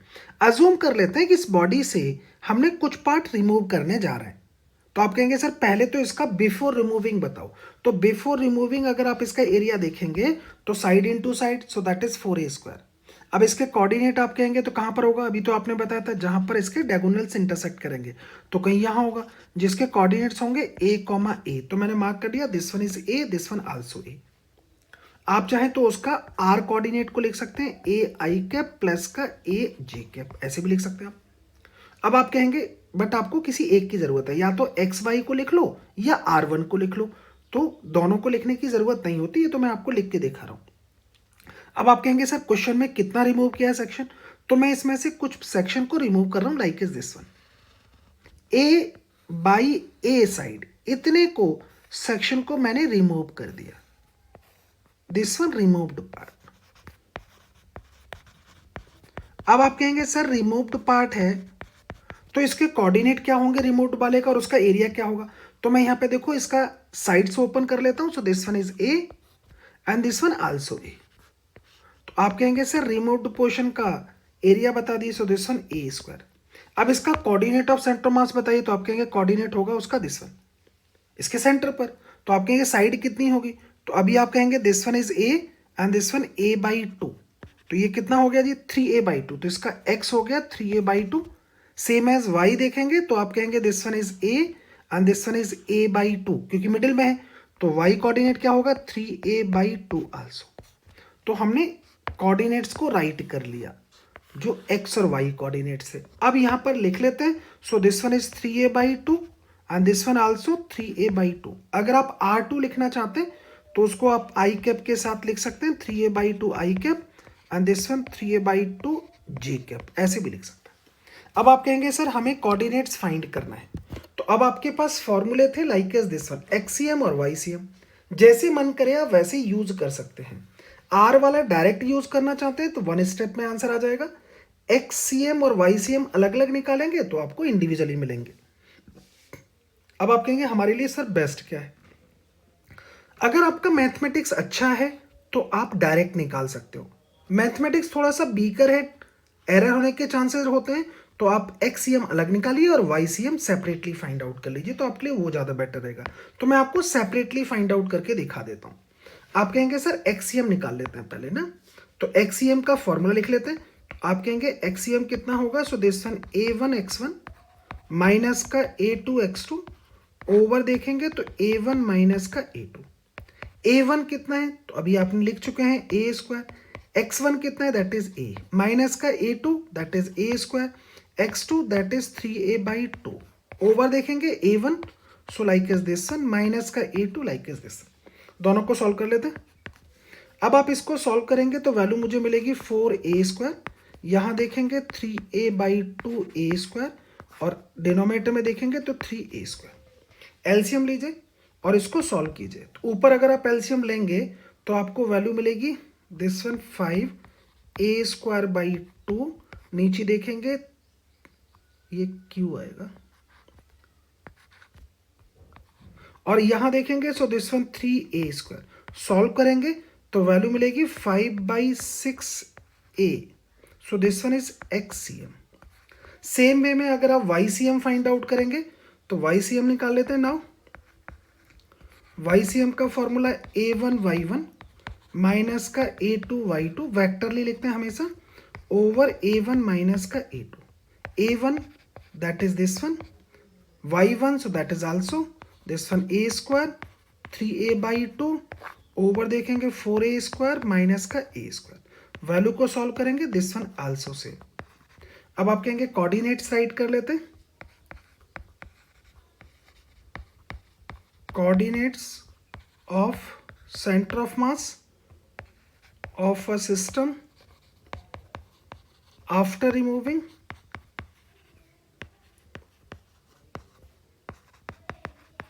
कोऑर्डिनेट्स क्या आएंगे, that is 5/6a comma 5/6 of ए।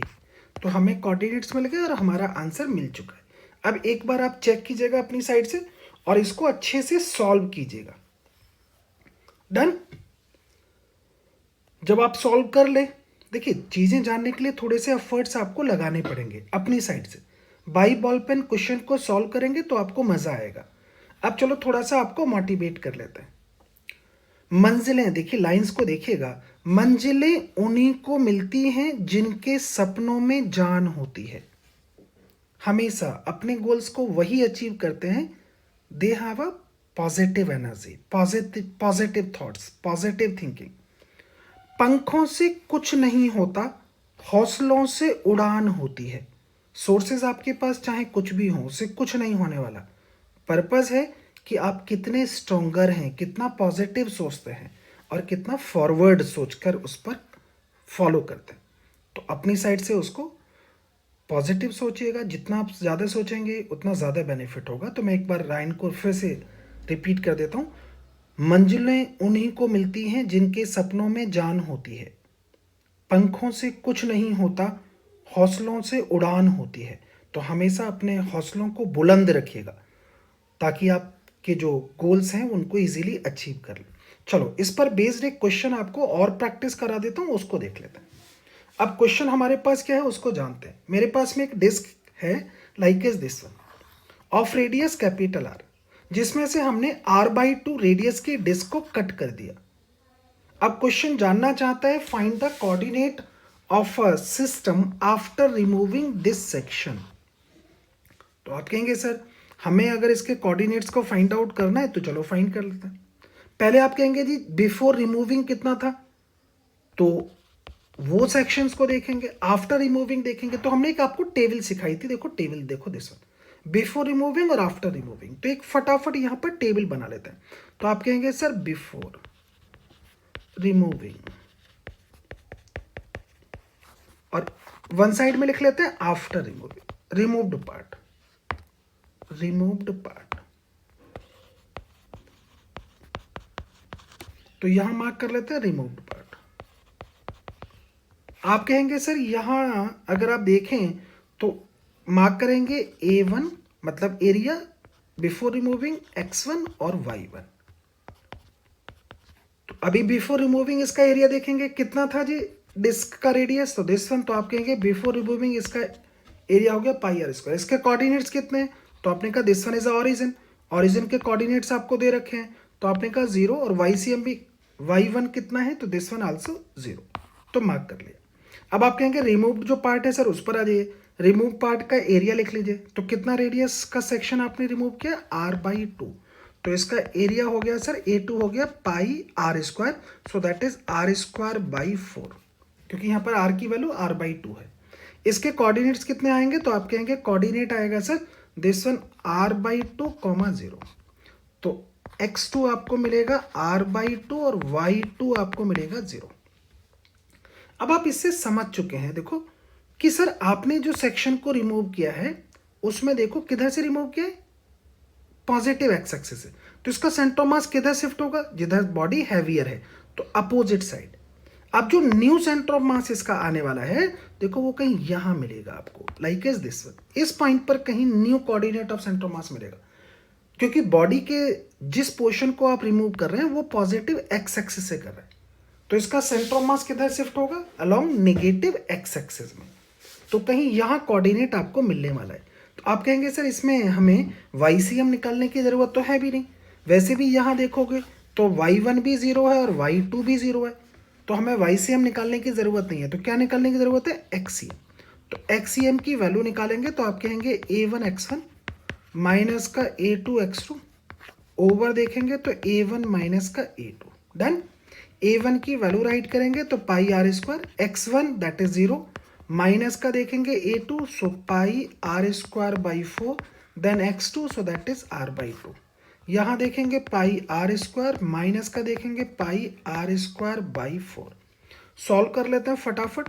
जब आप इसको सॉल्व करेंगे तो वैल्यू मुझे मिलेगी माइनस में, so that is r cube by 8। Denominator में देखेंगे तो वैल्यू मिलेगी 3 pi r square by 4। Solve कर लेते हैं। आप कहेंगे पाई से सर पाई को कैंसिल आउट कीजिए, आर स्क्वायर से आर स्क्वायर को कैंसिल आउट कर दीजिए, और वैल्यू अगर आप देखेंगे तो माइनस में मिलेगा, और यहाँ देखेंगे तो वैल्यू आएगी आपके पास में आर बाई 6। चेक करो, माइनस का आर बाई 6। तो एक्सीएम की वैल्यू आ चुकी है दिस वन। आप कहेंगे सर वाईसीएम कितना होगा, दैट इज 0। तो हमें कोऑर्डिनेट्स मिल चुके हैं, दैट इज माइनस का आर बाई 6 कॉमा 0। चेक करो अपनी साइड से, और बाई बॉल पेन इसको सॉल्व करो। डन। कोई कंसर्न हो तो आप मुझे बता सकते हो, भेज सकते हो क्वेश्चन को। कोई कंसर्न आ रहा है, कोई डाउट है, वॉइस भेज दीजिए, मैं आपको फिर से आपको एक्सप्लेन कर दूंगा। ओके, अगर मजा आया तो प्लीज कमेंट्स करके बताइएगा जरूर। नेक्स्ट में बातें करते हैं, नेक्स्ट में अनदर क्वेश्चन को देख लेते हैं और उसको देखते हैं। क्या कहते हैं जी, find the coordinate of centre of mass of a system after removing disc from rectangular sheet. मेरे पास में एक रेक्टेंगुलर सीट है लाइक एज दिस वन। आपने कहा इसकी साइड्स क्या है जी, 4a, 2a। इसमें से मैंने एक डिस्क को रिमूव कर दिया ऑफ, देखिएगा जरा साइड देखिए, ऑफ रेडियस a। जैसे आप रिमूव करेंगे तो मेरा पहला क्वेश्चन तो ये कि इसका सेंटर मास किस लाइन ऑफ एक्शन पर शिफ्ट होगा। तो आप कहेंगे सर इसका सेंटर मास शिफ्ट होगा अलोंग नेगेटिव एक्स एक्सिस पर, क्योंकि आपने डिस्क को जो रिमूव किया है वो पॉजिटिव एक्स एक्सिस से किया है। वाई एक्सिस में शिफ्ट नहीं होगा क्योंकि वाई डायरेक्शन में सिमेट्री चल रही है बोथ साइड में। जब सिमेट्री चल रही है तो इसका मतलब इस साइड में शिफ्ट नहीं होगा, तो किधर शिफ्ट होगा, only along the x axis. अब आप कहेंगे सर क्वेश्चन को सॉल्व करते हैं। तो अगर मुझे क्वेश्चन को सॉल्व करना है तो फिर से वही क्या करें, एक टेबल फॉर्म कर लीजिए। टेबल फॉर्म करेंगे तो आप लिखेंगे बिफोर रिमूविंग, और यहां लिखेंगे रिमूव्ड पार्ट बिफोर रिमूविंग। आप कहेंगे बिफोर रिमूविंग सर उसका एरिया बताइएगा, तो उसका एरिया कितना होगा, side into side, so that is 8a square. x1 कितना होगा, तो आप कहेंगे कोऑर्डिनेट्स तो सर ओरिजिन पे ही होंगे, सो x1 that is 0, y1 also 0। Done. Same way में अब आप कहेंगे रिमूव्ड पार्ट का एरिया बताइए, सो दिस वन a2 की वैल्यू राइट करेंगे तो आप कहेंगे डिस्क है सर पाई a स्क्वायर होगा। x2 अगर आप देखेंगे तो इसका कोऑर्डिनेट्स लिख लीजिए, तो कोऑर्डिनेट कितना आएगा सर a, 0, तो x2 that is a and y2 that is 0। अब आप कहेंगे सर हमें YCM निकालने की जरूरत भी नहीं है क्योंकि 0, 0 है, वैसे भी कोऑर्डिनेट जो शिफ्ट हो रहा है वो along the negative x axis हो रहा है, तो सिर्फ आपको XCM की वैल्यू को फाइंड करना है। XCM की वैल्यू फाइंड करेंगे तो आप कहेंगे जी वैल्यू को राइट करेंगे, that is a1 x1 minus का a2 x2, हमेशा वेक्टरली लिखते हैं, एंड ओवर a1 माइनस का a2, दोनों की वैल्यू लगाएंगे फटाफट। मैं आपको चलो लगा के दिखा देता हूँ। सो 8a स्क्वायर, दिस वन 0, यहाँ देखेंगे माइनस का, this one pi a square, then a over देखेंगे, सो 8a स्क्वायर माइनस का पाई a स्क्वायर। सॉल्व करेंगे तो माइनस में जाएगा पाई a क्यू, नीचे देखेंगे 7 का a स्क्वायर। सॉल्व करेंगे तो माइनस का आएगा pi by 7 of a। So this one is XCM। YCM अगर आप निकालना चाहेंगे तो YCM की वैल्यू मिलेगी 0, तो कोऑर्डिनेट्स मेरे पास आ चुके हैं लाइक एज दिस वन। एक बार आप अपनी साइड से क्वेश्चन को रिसॉल्व कीजिएगा। Done. Of centre of mass of a continuous body, कौन सी continuous body, one dimensional body, जिनको हम बोलते हैं लीनियर बॉडी। कंडीशन है कि उनका मास कॉन्टिन्यूसली डिस्ट्रीब्यूटेड है। डन। अब कॉन्टिन्यूसली मास डिस्ट्रीब्यूटेड तो है, लेकिन यहां पर 2 पॉसिबिलिटीज होती हैं, मास यूनिफॉर्मली डिस्ट्रीब्यूटेड है या नॉन यूनिफॉर्मली डिस्ट्रीब्यूटेड है। अगर मास यूनिफॉर्मली डिस्ट्रीब्यूटेड है तो उनके क्वेश्चंस हम अभी अबव में डिस्कस कर चुके हैं। सपोज एज दिस वन, ये मेरे पास में कोई रॉड है जिसकी लेंथ L है और मास M है। अगर इसका मास यूनिफॉर्मली डिस्ट्रीब्यूटेड है तो इसका सेंटर ऑफ मास मिडिल में होगा। अगर इसकी लेंथ L है तो आप कहेंगे सर इसका centre of mass just middle में होगा, और कितने पर होगा, L/2 पर। तो ये तो बहुत इजी वाली बात हो गई। लेकिन अगर मास नॉन यूनिफॉर्मली डिस्ट्रीब्यूटेड हो, नॉन यूनिफॉर्मली का मतलब इधर साइड में ये लाइटर है, धीमे धीमे रॉड हैवी होती जा रही है। तो अगर आप देखेंगे तो इसका सेंट्रोमास कहाँ होगा? अगर ये रॉड हैवी होती जा रही है तो अब इसका सेंट्रोमास मिडिल में नहीं होगा। अब आप कहेंगे सर कहाँ होगा? तो इसका जो सेंट्रोमास है वो near to the heavier one होगा, कहीं इधर शिफ्ट हो जाएगा क्योंकि this one end is heavier. आप कहेंगे सर और ज्यादा हैवियर होता अगर राइट हैंड तो इधर शिफ्ट हो जाता, और ज्यादा हैवियर होता तो इधर शिफ्ट हो जाता, मतलब मिडिल में अब नहीं होगा। तो अब हम उन्हीं सिस्टम की बातें करते हैं जिनका मास नॉन यूनिफॉर्मली डिस्ट्रीब्यूटेड है। अगर ये रॉड है मेरे पास जिसका मास नॉन यूनिफॉर्मली डिस्ट्रीब्यूटेड है but total mass is M, total length is L, तो हम कैसे निकालें? देखो इसको निकालने की ट्रिक समझते हैं। थोड़ा अज्यूम करो कि ये रॉड जो बनी है वो बहुत सारे एलिमेंट्री सेक्शंस के एडिशन से बनी है, बहुत सारे छोटे छोटे सेगमेंट्स को आपने ऐड किया है। तो अब क्या करें? अब करना यह कि इसमें एक छोटा सा एलिमेंट्री सेक्शन अज्यूम कर लो। मैंने अज्यूम कर लिया। कितनी लेंथ का सर? अब क्योंकि एक्स एक्सिस में अगर ये प्लेस्ड है तो मैंने इसको अज्यूम कर लिया dx। अगर ये along the y axis place होती तो मैं इसको dy ट्रीट करता, अलोंग द z एक्सिस होती तो इसको अलोंग dz ट्रीट करता। अब लाइटर एंड से कितना अवे है ये तो मैंने अज्यूम कर लिया, सपोज x डिस्टेंस अवे है। अब जो फॉर्मूला अभी आप बताते थे वही यूज करने जा रहा हूं। क्या कहते थे? m1x1 प्लस का कहते थे m2x2 कहते थे ना। तो ये उसका मास और क्या पोजीशन है, उन दोनों का प्रोडक्ट का सम कर रहे हैं आप। तो यहां भी वही किया। ये जो आपने एलिमेंट्री पोजीशन लिया है उसका मास मैंने अज्यूम कर लिया dm, और ये कितना डिस्टेंस अवे है? x डिस्टेंस अवे है। तो हमने यहां पर राइट कर लिया, देखो dm इंटू एक्स। अब आप कहेंगे सर ऐसे तो बहुत सारे पोर्शन होंगे। हाँ जी, तो उसको इंटीग्रेट कर दो। कहां से कहां तक आपने उसको इंटीग्रेट किया? तो देखो मैंने उसको dm इंटू एक्स को इंटीग्रेट कर दिया 0 to l, जो रॉड की अपनी लेंथ है उसको पूरा 0 to l, और नीचे dm जो पोर्शन है उसको इंटीग्रेट कर दिया क्योंकि डिनोमिनेटर में आता है टोटल मास, तो यहां पर उसको इंटीग्रेट कर दिया 0 to l इंटू dm, तो टोटल मास हो गया। अब आप कहते हैं सर अगर ये रॉड y एक्सिस में प्लेस होती तो क्या करते? कोई बात नहीं जी, अगर ये y एक्सिस में प्लेस होती तो हम इसको लिखते dmy, इंटीग्रेट करते 0 to l, नीचे लिखते dm और फिर से इंटीग्रेट करते 0 to l, जो भी उसकी लेंथ है। अगर 2l है तो मैं यहां पे 2l लिखता, जो भी उसकी अपर लिमिट होती उसको हम राइट कर लेते। डन। तो ये हमारे पास एक फॉर्मूला हो गया, इस फॉर्मूले को अपने माइंड में सेट कर लो।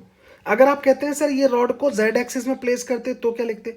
तो लिखते dm into z integration over denominator में लिखते dm का integration. So like is this one. Done. अब आप कहेंगे सर dm क्या हुआ करेगा? तो dm देख लेते हैं। dm होता है सर, देखो dm दिस वन। आप कहेंगे dm क्या है जी? एलिमेंट्री सेक्शन का मास है, इस एलिमेंट्री सेक्शन का मास।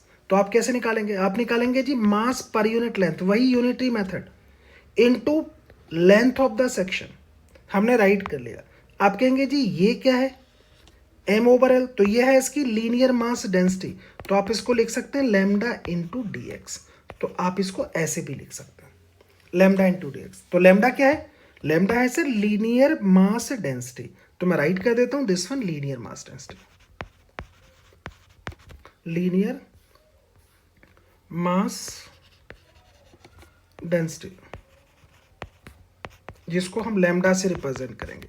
यूनिट क्या हुआ करेगी? मास पर यूनिट लेंथ है तो किलोग्राम पर मीटर। डन। अब इसी कॉन्सेप्ट पर बेस्ड अब हम क्वेश्चन करेंगे। तो चलो जी क्वेश्चन कर लेते हैं। क्वेश्चन हमारा क्या कहता है उसको देखते हैं। क्वेश्चन को पहले समझ लेते हैं, फिर यूज करेंगे इस फॉर्मूले को। Find the centre of mass of a rod of length l from lighter and. Lighter and से आपको पोजीशन ऑफ सेंटर मास बताना है, which has linear mass density. हमने 3 क्वेश्चंस दिए हैं। लीनियर मास डेंसिटी में है lambda equals to lambda naught, 1 question. Another lambda equals to 2x, unit same as kilogram per metre. Third question में है lambda equals to x+1 kilogram per metre. आप कहेंगे जी पोजीशन ऑफ सेंटर मास बताइएगा, मतलब x coordinate इसका बताएंगे क्योंकि x डायरेक्शन में प्लेस्ड है। तो हम क्वेश्चन को समझ लेते हैं। पहले फर्स्ट क्वेश्चन को समझते हैं। फर्स्ट क्वेश्चन में देखेंगे तो लैम्डा इक्वल्स टू दे रखा है लैम्डा नॉट। आपने कहा सर ये जो लीनियर मास डेंसिटी है ये तो कांस्टेंट है। अगर ये लीनियर मास डेंसिटी कांस्टेंट है मतलब ऐसी रॉड है जिसका मास यूनिफॉर्मली डिस्ट्रीब्यूटेड है, उसकी लेंथ L है, उसका मास m है। अब क्योंकि लीनियर मास डेंसिटी कांस्टेंट है तो इसका सेंटर ऑफ मास इसके मिडिल में होगा। तो आपको समझ में आ गया जी, तो मिडिल में होगा मतलब ये एक्सीएम होगा, तो यहाँ तो निकालने की ज़रूरत भी नहीं पड़ी, तो ये पता चल गया L/2 पर होगा। लेकिन फिर भी अगर आप कहते हैं कि सर हम इस फॉर्मूले में यूज़ करके निकालना चाहते हैं तो कोई बात नहीं, आप इस फॉर्मूले में आप वैल्यू को यूज़ कीजिएगा और आपको आंसर मिल जाएगा, सेम एज आंसर मिलेगा L/2। तो चलो मैं फटाफट आपको सॉल्व करके दिखा देता हूँ कि कैसे निकालते हैं। आप कहेंगे जी एक्सीएम निकालना है, ऊपर क्या लिखेंगे जी डीएम इंटू एक्स, ओवर लिखेंगे डीएम, यही था फॉर्मूला। कहाँ से कहाँ तक 0 to L, क्योंकि L लेंथ है। अब आप कहेंगे सर डीएम बताओ, तो यहाँ पर एक एलिमेंट्री सेक्शन सेलेक्ट कर लो कहीं पर भी। आपने कहा दिस वन, कितना होगा जी डीएम, तो डीएम की वैल्यू अभी आप बता चुके हैं। डीएम आप कहते थे जी लैम्डा इंटू लैम्डा, देखो जरा क्या लिखा था आपने, लैम्डा इंटू डी एक्स, तो मैंने यहाँ पर राइट कर लिया lambda into d x. Lambda कितना दे रखा है जी, आपने कहा lambda not into d x, तो आप यहाँ पर वैल्यू को राइट कर लो। So this one lambda not into d x into x, over देखेंगे lambda not into d x 0 to L, so this one also 0 to L, done. अब आप कहेंगे जैसे ही हमने इसको मार्क कर लिया, अब इसको सॉल्व कर लेते हैं, तो जो कांस्टेंट है उनको आउट कीजिएगा। So this one L lambda naught को मैंने आउट कर लिया, अंदर क्या बचेगा, so this one x d x. यहाँ देखेंगे lambda naught 0 to L then d x, lambda naught से लैम्डा नॉट को कैंसिल आउट कीजिए, ऊपर आप देखेंगे तो x²/2 आएगा 0 to L, this one x आएगा 0 to L। Value limit put करेंगे तो 1/2 को आउट कर लेते हैं, so this one L² minus का 0, यहाँ देखेंगे दिस वन L माइनस का 0, सॉल्व करेंगे वैल्यू आ गई L/2। It's your answer. एक बार चेक करो अपनी साइड से, आप चाहें तो इसको डायरेक्ट भी बता सकते थे। अब इसी का एक अनदर क्वेश्चन भी सॉल्व कर लेते हैं। Second one is this one, another is this one. तो मैं अब आपको थर्ड वन को सॉल्व करके दिखा देता हूं। सेकंड वन आप अपनी साइड से प्रैक्टिस कीजिएगा, डन। तो चलो थर्ड वन को सॉल्व कर लेते हैं सर। पहले तो देख लेते हैं थर्ड वन में उसकी लीनियर मास डेंसिटी हमें कितनी दे रखी है। तो अब हम थर्ड को सॉल्व कर रहे हैं। आप कहेंगे सर थर्ड को सॉल्व करते हैं तो उसकी लीनियर मास डेंसिटी को राइट कर लेते हैं। तो लीनियर मास डेंसिटी कितनी दे रखी है sir, lambda equals to that is x+1, done. अब आप कहेंगे सर फॉर्मूला लगाइएगा, तो एक्सीएम फॉर्मूला क्या था, सो दिस वन मार्क करो डीएम इंटू एक्स, ओवर देखेंगे तो डीएम, कहाँ से कहाँ तक 0 to L। डीएम क्या था आपके पास में, डीएम की वैल्यू आप पहले ही बता चुके, so like is this one. यहाँ पर लैम्डा की वैल्यू लगा लीजिए, तो लैम्डा हमारे पास में कितना है जी, लैम्डा है हमारे पास में दैट इज x+1, तो मैं यहाँ पर मार्क कर लिया x+1 इंटू डी एक्स। अब वैल्यू को राइट कर लीजिए डीएम की जगह पर, सो दिस वन 0 to L, यहाँ देखेंगे x+1 into d x into x, over देखेंगे 0 to L, यहाँ देखेंगे जी लैम्डा डी एक्स। लैम्डा की वैल्यू चाहे तो आप यहाँ लगा सकते हैं, तो मैं लगा देता हूँ यहाँ पर लैम्डा की वैल्यू।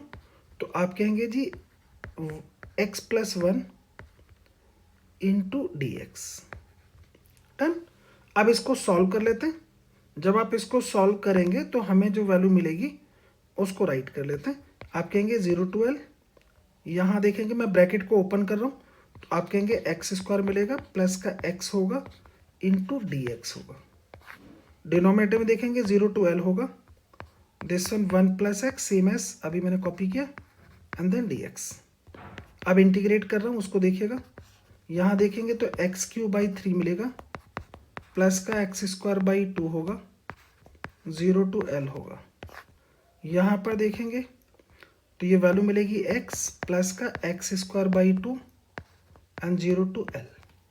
लिमिट पुट करेंगे, पहले अपर लिमिट लगाएंगे, तो आप कहेंगे जी वैल्यू जो हमें मिलेगी दिस वन L³/3 होगी, प्लस का L²/2 होगा, माइनस में 0, लोअर लिमिट लगाएंगे तो दिस वन L होगा, प्लस का L²/2 होगा, माइनस का 0। डन। चेक करो। अब आप कहेंगे सर एलसीएम ले लेते हैं और L² को कॉमन भी ले लेते हैं। तो मैंने L² को कॉमन ले लिया, नीचे एलसीएम लिया, तो आप कहेंगे वैल्यू जो हमें मिलेगी 2L होगा, देन देखेंगे तो 3 आएगा। चेक करो। डिनोमिनेटर में देखेंगे तो यहाँ भी मैंने L को कॉमन ले लो, आप कहेंगे L कॉमन लेंगे तो वैल्यू मिलेगी मुझे, सो दिस वन 2 प्लस का L/2। चेक करो। डन। अब आप इसको सॉल्व करेंगे तो L से L को कैंसिल आउट कर दीजिएगा, L से L को करेंगे तो एक L बचेगा, यहाँ देखेंगे तो 3 प्लस का 2L मिलेगा आपको। डिनोमिनेटर में अगर आप देखेंगे तो नीचे 3 मिलेगा, देन 2 प्लस का L होगा, और ये वैल्यू आ गई आपका एक्सीएम। एक बार चेक करो अपनी साइड से, देखो जरा, और बाई और बॉल पेन क्वेश्चन को सॉल्व करो ताकि आपको मजा आए। डन। एक अनदर क्वेश्चन है, ये आपको इट्स सेल्फ प्रैक्टिस के लिए है, तो क्वेश्चन को सॉल्व कीजिएगा। अनदर क्वेश्चंस भी हैं हमारे पास में, इन क्वेश्चंस को आप सॉल्व करेंगे अपनी साइड से।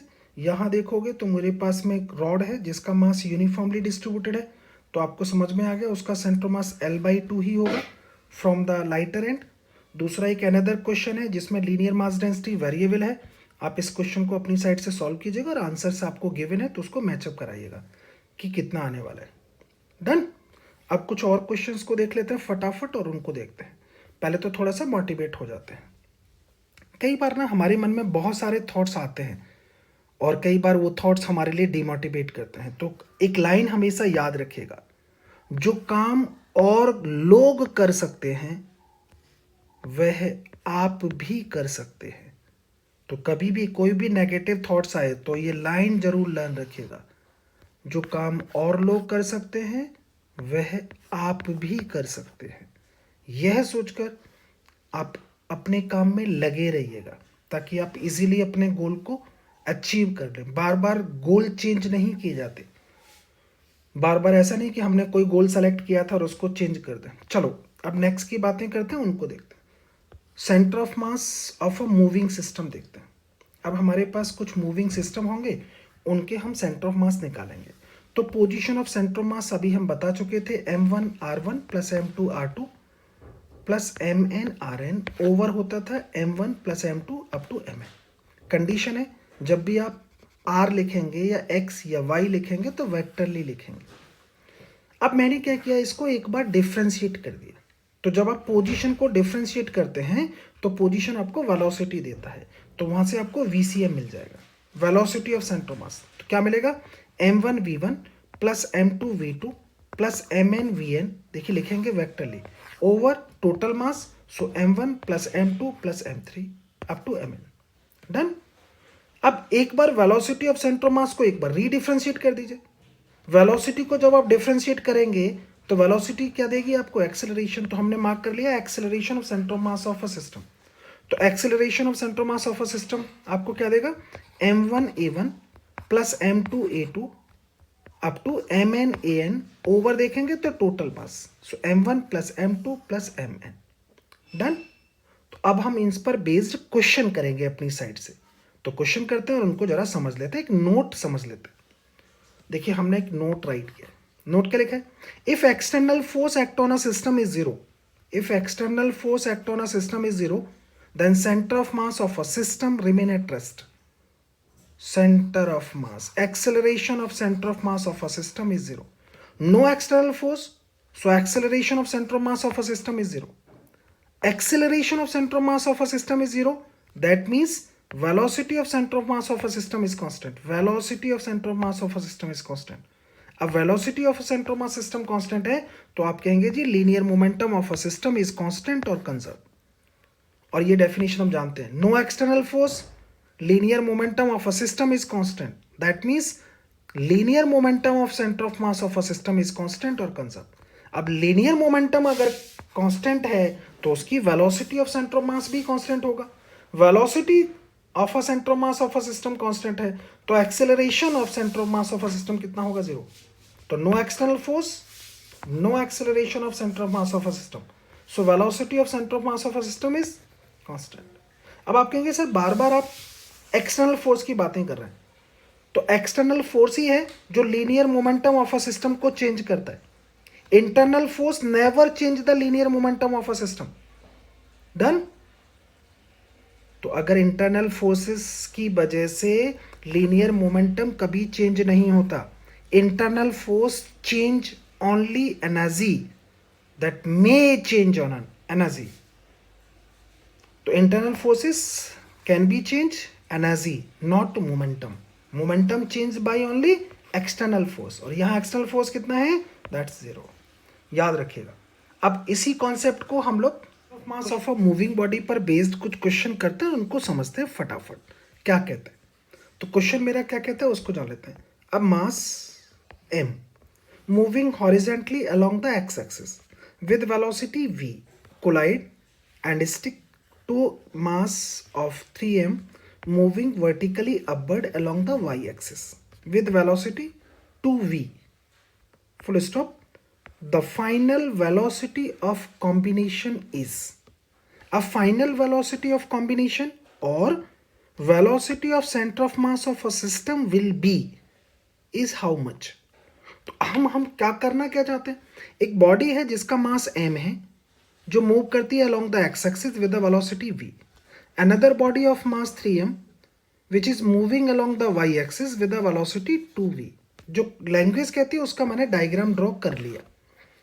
देन अब आप जानना चाहते हैं इस centre of mass of a system की वेलोसिटी बताइएगा या आफ्टर कॉम्बिनेशन बताइएगा। तो आप कहेंगे कैसे होगा सर, ये समझाइए। तो चलो समझते हैं। अभी वन बॉडी है मेरे पास यहां पर, अनदर बॉडी है this one at that position. इस पोजीशन में अगर देखें तो मैंने दोनों की को जॉइनिंग लाइन से ज्वाइन कर दिया। सपोज दैट आप कहेंगे इसका सेंटर मास बताओ, तो देखो ये बॉडी हैवियर है, तो अगर ये बॉडी हैवियर है तो सेंटर मास इसके कहीं नियर लाई करेगा, सपोज दिस वन। अभी यहां पर होगा इसका coordinate of centre mass. Next position पर अगर तुम कहो तो सर अब ये बॉडी सपोज आ जाती है यहां पर और ये आ गई सपोज यहां पर, इन दोनों को जॉइनिंग लाइन से ज्वाइन कर लो। देखो सेंटर मास कहीं ऐसे मूव कर रहा होगा, अब यहां पहुंच चुका होगा। नेक्स्ट पोजीशन पर अगर आप देखते हैं तो सपोज ये बॉडी आती है यहां पर, ये आती है यहां पर, दोनों को ज्वाइन कर लो। आप कहेंगे सेंटर मास कहीं यहां होगा सर। जब ये दोनों की दोनों मैचअप करेंगी यहां पर सेंटर पर पहुंचकर, तब देखेंगे तो सेंटर मास कितनी वेलोसिटी से मूव कर रहा होगा। देखो सेम लाइन ऑफ एक्शन पर जिस पर वो पहले चल रहा था, अभी भी वो उसी लाइन ऑफ एक्शन पर ही मूव कर रहा होगा। आप कहेंगे सर कितनी वेलोसिटी से, तो हमें यही फाइंड आउट करना है कि velocity of centre of mass of a system बताइएगा। तो चलो फाइंड आउट करते हैं। अभी आपने फॉर्मूला देखा था velocity of centre of mass का, क्या लिखा था जी, m1v1 प्लस का m2v2। टू बॉडी है तो हम सिर्फ टू के लिए ही लिखेंगे, प्लस में m1 प्लस m2, लेकिन लिखेंगे वेक्टरली। तो मैं यहाँ पर राइट कर लेता हूँ m1 that is m, v1 vector लिखेंगे vi cap because this one moving along the positive x axis, plus m2 so that is 3m, so that is 3m, v2 so that is 2vj cap, positive y axis move कर रहा है, दोनों के masses, so this one m plus का 3m। अब solve कर लीजिए sir. जब आप इसको सॉल्व करेंगे तो ऊपर से मैं एम वी को कॉमन ले लेता हूं। आप कहेंगे this one i cap, plus में देखेंगे 6j कैप, डिनोमिनेटर में देखेंगे तो ये वैल्यू मिलेगी 4m। m से m को कैंसिल आउट कर लेते हैं और वैल्यू मिलती है मुझे v/2, so this one i cap plus का 6j कैप। लो जी, velocity of centre of mass of a system आपको मिल चुकी है। आप चाहें तो इसको ऐसे भी लिख सकते हैं, v/2 आई कैप प्लस का 3vj कैप। 6 है ना, एक बार चेक करो जी, नीचे आएगा सर 4, दिस वन 4। तो यहां देखेंगे, एक बार चेक करो, यहां पर देखेंगे तो वैल्यू आपको मिलेगी sir, that is v/4 of I cap plus का 3v/2 of J cap. This one velocity of centre of mass of a system. Done. अपनी साइड से लेकिन इसको सॉल्व कीजिएगा ताकि आपको कुछ फीलिंग आए। अब एक अनदर क्वेश्चन को डिस्कस करते हैं, बड़ा इंटरेस्टिंग क्वेश्चन है और उसको देख लेते हैं जरा। अपनी साइड से जरूर सॉल्व किया करिएगा। नेक्स्ट में देखते हैं जी अनदर क्वेश्चन को और उसको समझते हैं। क्वेश्चन क्या कहता है? क्वेश्चन कहता है sir, a man of 5 kilogram mass is standing in gravity free space of height 10 metre above. तो पर एक डायग्राम मार्क कर लेते हैं और उसको समझते हैं सर। मेरे पास में दिस वन हाइट है, suppose this one man. Done. इस मैन का मास आपको गिवन है दिस वन 50 kg। तो मैन का मास लिख लिया जी। कितनी हाइट पर है, हमने हाइट को मार्क कर लिया। So this one is h, that is 10 metre.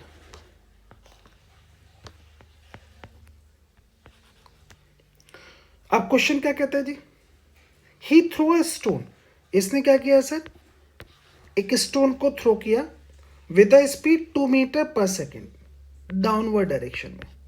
तो इस स्टोन का मास मार्क कर लेते हैं। So this one is 0.5 kilogram and throw vertically downward with a speed 2 metre per second. देखिए अभी हमने डायग्राम ड्रॉ कर रहा है। क्वेश्चन क्या जानना चाहता है? क्वेश्चन कहता है when the stone reach the floor the distance of man above the floor will be. अब ये किस स्पेस में खड़ा है? तो आपने कहा सर ये भाई साहब जो है ना वो ग्रेविटी फ्री स्पेस में है। Here there is no gravity. अगर ग्रेविटी फ्री स्पेस में है तो होगा क्या? अब जरा ये समझते हैं। तो उसको देखो, कब जब ये स्टोन ग्राउंड को रीच करेगा तब मैन की हाइट मुझे फाइंड आउट करनी है। तो चलो कुछ छोटी छोटी सी बातें करते हैं, उनको देखो। जैसे ये मैन इस स्टोन को डाउनवर्ड थ्रो करेगा तो ये मैन अपर डायरेक्शन में जंप करेगा क्योंकि ये ग्रेविटी फ्री स्पेस है। अब आप कहेंगे कितनी स्पीड से जंप करेगा? तो मोमेंटम कंजर्वेशन लॉ लगाइएगा। जब आप मोमेंटम कंजर्वेशन लॉ लगाएंगे तो initial momentum equals to final. Initially man का मोमेंटम और स्टोन का मोमेंटम 0। फाइनली अगर आप देखें जब भाई साहब ने थ्रो किया तब की बातें करते हैं तो मैन का मास, मैन की वेलोसिटी जो निकालनी है आपको वेक्टरली लिखेंगे, प्लस में स्टोन का मास और स्टोन की वेलोसिटी ये भी वेक्टरली लिखेंगे। तो यहां से आपको समझ में आ गया जो मैन का वेलोसिटी आएगा वो अपोजिट डायरेक्शन में आएगा of a stone. Value right कर लीजिए। आप कहेंगे जी स्टोन का मास कितना है? सो दिस वन। मैन का मास कितना है? That is this one. Speed आपको कितनी दे रखी है? That is this one. Value को सॉल्व करो। जब आप वैल्यू को सॉल्व करेंगे तो आपको समझ में आ गया सर, वैल्यू आएगी 0.02 मीटर पर सेकेंड। इतनी स्पीड से मैन जंप करेगा। चेक करो। डन। अब आप कहेंगे सर जब ये स्टोन ग्राउंड पर पहुंचेगा तो ग्राउंड तक पहुंचने में टाइम कितना लेगा? अब ये देखो। तो आप कहेंगे सर टाइम निकलना है, ग्रेविटी फ्री स्पेस है तो ये स्टोन तो कांस्टेंट स्पीड से मूव करेगा। तो हम कहेंगे जी डिस्टेंस अपॉन स्पीड लगा दीजिए। तो डिस्टेंस कितना है अपॉन स्पीड? तो आप कहेंगे वैल्यू कितनी आएगी sir? That is 10/2। So that is 5 second. 5 second में ये स्टोन कहीं ग्राउंड को रीच करेगा। तो 5 सेकेंड तक ये मैन अपर डायरेक्शन में ही मूव करेगा। तो नेक्स्ट जो पोजीशन आएगी इस मैन की कहीं यहां होगी 5 सेकेंड पर। अब आप कहेंगे सर 5 सेकेंड में तो फिर ये डिस्टेंस निकाल लीजिए।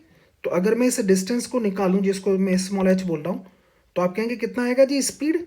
इसकी अपनी स्पीड आप बता चुके हैं, that is capital V into time. तो कैपिटल V आपको कितना दे रखा है? अभी आप निकाल चुके हैं 0.02 into time that is 5। Value आपको मिल गई 0.1। 0.1 मीटर। डन। अब आप कहेंगे इसका मतलब टोटल हाइट कितनी हो गई, तो टोटल अगर आप देखेंगे टोटल हाइट, तो आप कहेंगे पहले अगर देखें तो 10 मीटर पे तो पहले ही थे, और कितना और अपर डायरेक्शन मूव कर गए, तो आपने कहा 0.1, कितना 0.1। आप कहेंगे दोनों को सम करेंगे तो वैल्यू आ गई जी 10.1 metre. So that's your answer. अब चेक करो अपनी साइड से। जैसे ही आप चेक करेंगे एक बार अपनी साइड से सॉल्व जरूर कीजिएगा, क्वेश्चन को समझिएगा, बड़ा interesting question, each and every books में आपको अवेलेबल मिलता है, तो सोचेंगे आप, सॉल्व करेंगे तो मज़ा आएगा। डन। इसको भी प्रैक्टिस कर लेते हैं ताकि आपके अंदर थोड़ा सा कॉन्फिडेंस आए। तो नेक्स्ट क्वेश्चन है हमारे पास में, उसको समझ लेते हैं। Two particles of mass this one and this one are moving along the line with a speed this one and this one respectively. Calculate the speed of center of mass of a system if both particles moves in opposite direction. तो both particles को mark कर लेते हैं. One is this one of mass 1 kilogram moving with a speed u1 that is 5 meter per second. Another particle is this one of mass 2 kilogram moving in opposite direction with a speed this one. Okay, that is 8 meter per second. अब आप कहेंगे जी हमें find out करना है velocity of centre of mass, so that is m1 v1 plus का m2 v2 over देखेंगे m1 plus m2। Done. यहाँ देखेंगे m1 की वैल्यू यूज करते हैं साइन के साथ, so this one, then 5 i cap, plus में देखेंगे m2 so that is 2, this one 8 minus का i कैप, साइन के साथ लिखेंगे तो माइनस इसलिए क्योंकि नेगेटिव एक्स एक्सिस में, ओवर देखेंगे टोटल मास, सो 1 प्लस का 2। सॉल्व कर लेते हैं तो ये वैल्यू मिलेगी 5 i कैप, चेक करो, देन देखेंगे तो माइनस का 16 i कैप डिवाइडेड बाई 3, तो वैल्यू देखेंगे तो कितना आएगा जी, माइनस का 11/3 ऑफ i कैप। मतलब वेलोसिटी ऑफ सेंटर ऑफ मास किधर होगा, अलोंग नेगेटिव एक्स एक्सिस। तो वेलोसिटी होगी अलोंग नेगेटिव एक्स एक्सिस। आप चाहें तो इसका मैग्नीट्यूड भी लिख सकते हैं। मैग्नीट्यूड अगर आप लिखते हैं तो लिखते 11/3 metre per second along negative x axis. Done. तो हमने मार्क कर लिया। अपनी साइड से एक बार इसको सॉल्व करके देखेगा। बेसिक क्वेश्चन है जो जनरली हम स्कूल्स में यूज़ करते हैं या बेसिक कॉन्सेप्ट के लिए हेल्पफुल है। अब नेक्स्ट में देख लेते हैं, उसको जानेंगे। एक अनदर क्वेश्चन हमारा क्या कहता है उसको जान लेते हैं। क्वेश्चन नंबर 2 कहता है a particle of mass 2 kilogram is throne horizontally from the top of a tower, another particle of mass 5 kilogram is throne upward, the acceleration of centre of mass of a system is. तो देखो मैंने diagram बना लिया। This one particle 1 is thrown with a speed u1 that is any value, another particles of mass this one 5 kg throwing vertically upward with any speed। आपको find करना है acceleration of centre of mass of a system. अगर आप acceleration देखेंगे तो देखो particle को चाहे आप हॉरिजेंटली थ्रो करो या वर्टिकली थ्रो करो, उनके acceleration of centre of mass of a system अगर आप देखेंगे तो वर्टिकली डाउनवर्ड ही होंगे। किधर होंगे, वर्टिकली डाउनवर्ड। तो इसका भी सेंटर ऑफ मास अगर आप देखेंगे फर्स्ट का, तो ये भी वर्टिकली डाउनवर्ड होगा, जिसको आप जी बोल सकते हैं। साइन के साथ लिखेंगे तो माइनस का जी। इसका भी देखेंगे तो वर्टिकली डाउनवर्ड होगा, इसका भी डाउनवर्ड होगा, so this one A2 also जी। पहले तो आप इतना ही समझो। तो दोनों के एक्सेलरेशन को हमने राइट कर लिया विद डायरेक्शन। अब आप कहेंगे जी हमें तो फॉर्मूला यूज करो सर। तो अगर आप फॉर्मूला देखेंगे एक्सेलरेशन सेंटर मास का, तो क्या होता था जी, m1a1 प्लस का m2a2 ओवर देखेंगे तो m1 प्लस m2। वैल्यू लगाओ साइन के साथ। आप कहेंगे sir m1 so that is 2 kilogram, this one minus का जी जे कैप, वेक्टरली लिखेंगे वेक्टर रहता है, प्लस का 5 into this one also minus का जी जे कैप। चेक करो डिवाइड करेंगे तो टोटल मास से उसको डिवाइड कर दीजिए, सॉल्व करेंगे, वैल्यू कितनी आएगी? सो दिस वन माइनस का 2g जे कैप, यहाँ देखेंगे माइनस का 5g J cap divided by 7, solve करेंगे तो वैल्यू आ गई माइनस का 5 जे कैप। मतलब क्या है? एक्सेलरेशन ऑफ सेंटर ऑफ मास कितना होगा? g होगा, और ये क्या बता रहा है? अलोंग नेगेटिव y एक्सिस होगा, क्योंकि माइनस का जे कैप है। डन। अपनी साइड से इसको सॉल्व कीजिएगा ताकि आपको मजा आए। नेक्स्ट में आते हैं अनदर क्वेश्चन पर। सेम क्वेश्चन, इस क्वेश्चन को आप अपनी साइड से भी प्रैक्टिस कर सकते हैं। क्या क्वेश्चन कहता है जरा वो समझ लेते हैं। Find the acceleration of centre of mass of a system when first particle of mass 2 kilogram thrown vertically upward with a speed 50 metre per second, another particle of mass 1 kilogram moving vertically downward with a speed 20 metre per second. देखिए speed का कोई matter नहीं है, क्योंकि हमें find करना है acceleration of centre of mass of a system. तो आपको समझ में आ गया होगा, स्पीड चाहे कोई भी हो, चाहे प्रोजेक्शन स्पीड या डाउनवर्ड डायरेक्शन की थ्रोइंग स्पीड, चाहे कुछ भी हो, इसका एक्सेलरेशन ऑफ सेंटर ऑफ मास जो आएगा वो माइनस का जी ही आएगा। माइनस का जी मतलब नेगेटिव वाई एक्सिस में जी। G means acceleration due to gravity. आप चाहे तो उसकी वैल्यू को फाइंड आउट कर लो, same as above question. Done. एक बार अपनी साइड से सॉल्व करके देखिएगा, इंटरेस्टिंग क्वेश्चन। नेक्स्ट में एक अनदर क्वेश्चन को और प्रैक्टिस करा देते हैं, उसको देखो। यहां भी हम लोग देखते हैं find the acceleration of centre of mass of a system. ये पुली सिस्टम है। इसके क्वेश्चंस में प्रीवियस क्लास में आपको बहुत करा चुका हूँ, पुली सिस्टम इन न्यूटन्स लॉ। तो वहां से आप चाहें तो वीडियो को देख सकते हैं।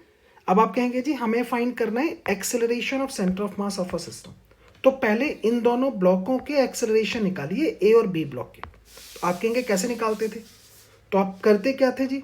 आई देखिए यहाँ पर देखेंगे तो जो लाइटर ब्लॉक है वो अपवर्ड मूव करेगा, हैवियर जो ब्लॉक है वो डाउनवर्ड मूव करेगा with the same acceleration. Done. अब नेक्स्ट में हम क्या करते थे? आप कहते थे सर इन दोनों के वेट मार्क कर लो, तो मैंने यहाँ पे इसका वेट लिखूंगा। सो this one is 2g and this one is 3g। Done. ऐसे करते थे। स्ट्रिंग मासलेस है एंड टाइट है, तो टेंशन बोथ साइड में सेम होगी, तो हमने टेंशन लिख ली। एक्शन का रिएक्शन मार्क करेंगे, तो पुली से हमने एक्शन का रिएक्शन मार्क कर दिया। ये मैं पहले ही बता चुका हूँ, टेंशन हमेशा अवे फ्रॉम द पुली और away from the block he mark किए जाते हैं, तो हमने उसको away from the block mark कर दिया और अवे फ्रॉम द पुली। अब आप कहेंगे जी एक्सेलरेशन ऑफ द ब्लॉक निकालिएगा। तो अब मैं इसको सॉल्व करने जा रहा हूँ, उसको देखो क्या कहते हैं जी। तो यहां राइट कर लेते हैं sir acceleration, acceleration of block. अगर आप एक्सेलरेशन ऑफ ब्लॉक देखेंगे तो हम ऊपर लिखते थे net force along the motion.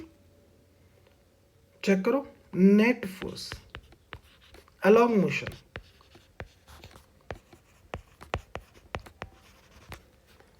और डिनोमिनेटर में हम राइट करते थे सर टोटल मास।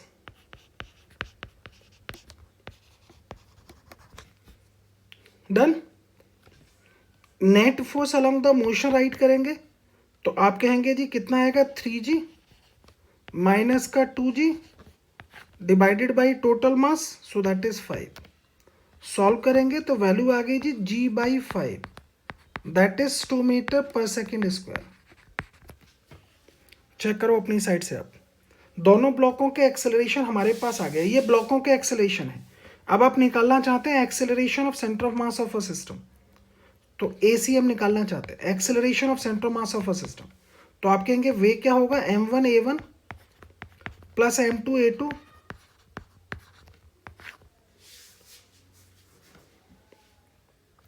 ओवर देखेंगे total mass, so m1 plus m2। Value को राइट कर लेते हैं, so this one 2 into acceleration को साइन के साथ लिखिएगा, तो 2 लिखा मैंने। आप चाहें तो जे कैप लिख सकते हैं, प्लस में another block, so this one 3। यहां देखेंगे माइनस का 2 जे कैप डिवाइडेड बाई देखेंगे तो total mass, so this one 2 plus का 3।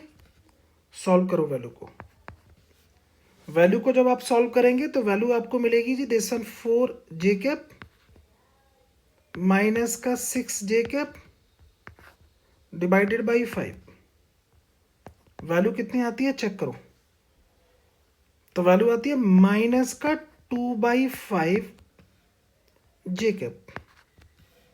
माइनस साइन ये बता रहा है कि निगेटिव वाई एक्सिस में है और वैल्यू कितनी आती है 2/5। डन। इतना एक्सेलरेशन होगा जी centre of mass of a system का। एक बार चेक कर लो आप अपनी साइड से, खूब अच्छे से सोचो और क्वेश्चन को अपने बॉल पेन के थ्रू उसको सॉल्व करो कि वैल्यू हमारी कितनी आती है, कोई एरर तो नहीं। चलो नेक्स्ट में आते हैं सर अनदर क्वेश्चन पर। अब यहां भी देखेंगे तो मेरे पास में 2 ब्लॉक सिस्टम है। उन 2 ब्लॉक सिस्टम में मासेस आपको गिवन है, स्मूथ सरफेस है, acceleration of centre of mass of a system find करना है। तो आप कहेंगे जी पहले तो ब्लॉकों के एक्सेलरेशन मार्क करो। तो आप कहेंगे this one A and this one also a. इनके वेट मार्क कर लो। So this one 3g। यहां पर देखेंगे वेट इसका, सो दिस वन 2g। डन। आप कहेंगे टेंशन एंड स्ट्रिंग देखेंगे तो away from the block same tension होगा, away from the pulley action का रिएक्शन। अब आप ए निकालना चाहते हैं तो आप कहेंगे सर अगर हमें ए निकालना है तो ए निकालने का तरीका net force along the motion. Motion देखो किधर चल रही है, लाइक इज दिस वन, तो उसी के अलोंग फोर्सेस देखेंगे। सो दिस वन 3g बस माइनस का 0। ये मोशन के अलोंग नहीं है, ये परपेंडिकुलर टू द मोशन है, इसलिए यूज नहीं होगा। ओवर देखेंगे तो total mass, so total mass 2 plus का 3। तो वैल्यू हमें पता चल गई। तो this one 6 metre per second square आ गया। अब आप कहेंगे acceleration of centre of mass of a system निकालिएगा। तो वैल्यू हमें पता चल जाएगी m1 a1 plus m2 a2 vectorly mark करेंगे, टोटल मास से डिवाइड कर दीजिए। जैसे आप उसको डिवाइड करके वैल्यू देखेंगे तो आपको वैल्यू मिल जाएगी। अब यहाँ पे मास राइट कीजिए। सो दिस वन 2 इंटू, यहाँ देखेंगे 6i कैप, वैल्यू को चेक करो डायरेक्शन के साथ। प्लस में देखेंगे तो 3 इंटू 6 माइनस का j कैप, माइनस इसलिए क्योंकि नेगेटिव वाई एक्सिस में है, डिवाइडेड बाई देखेंगे दोनों का मास, सो 2 प्लस 3। डन। अब इसको सॉल्व कर लीजिए। जैसे आप इसको सॉल्व करेंगे तो आपको यहां मिलेगा 12i कैप, माइनस में देखेंगे तो 18j कैप, डिवीजन में देखेंगे तो दैट इज 5। आप चाहें तो उसको ऐसे लिख सकते हैं 12/5i cap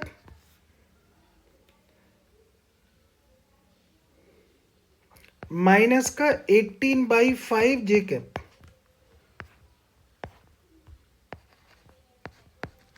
in metre per second square. अब आप चेक कर सकते हैं अपनी साइड से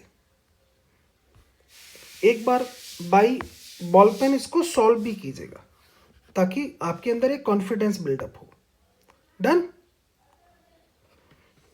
चलो तो अभी के लिए इतना ही, क्योंकि वीडियो फिर से बहुत लंबा हो जाएगा। कमिंग क्लास में फिर से मिलेंगे और आपके साथ में और क्वेश्चंस की प्रैक्टिस करेंगे। अगर कुछ अच्छा लगा है, कुछ टीचर के एफर्ट्स से आपको कुछ सीखने को मिला है तो प्लीज़ लाइक और कमेंट ज़रूर कीजिएगा। कोई क्वेश्चन आपको ऐसा लगता है तो आप चाहें तो व्हाट्सएप पर क्वेश्चन को भेज सकते हैं, व्हाट्सएप और टेलीग्राम पर किसी पर भी भेज सकते हैं और विद इन सेम डे आपको रिप्लाई करेंगे। तो thank you very much. Number आपको पता चल ही गया होगा।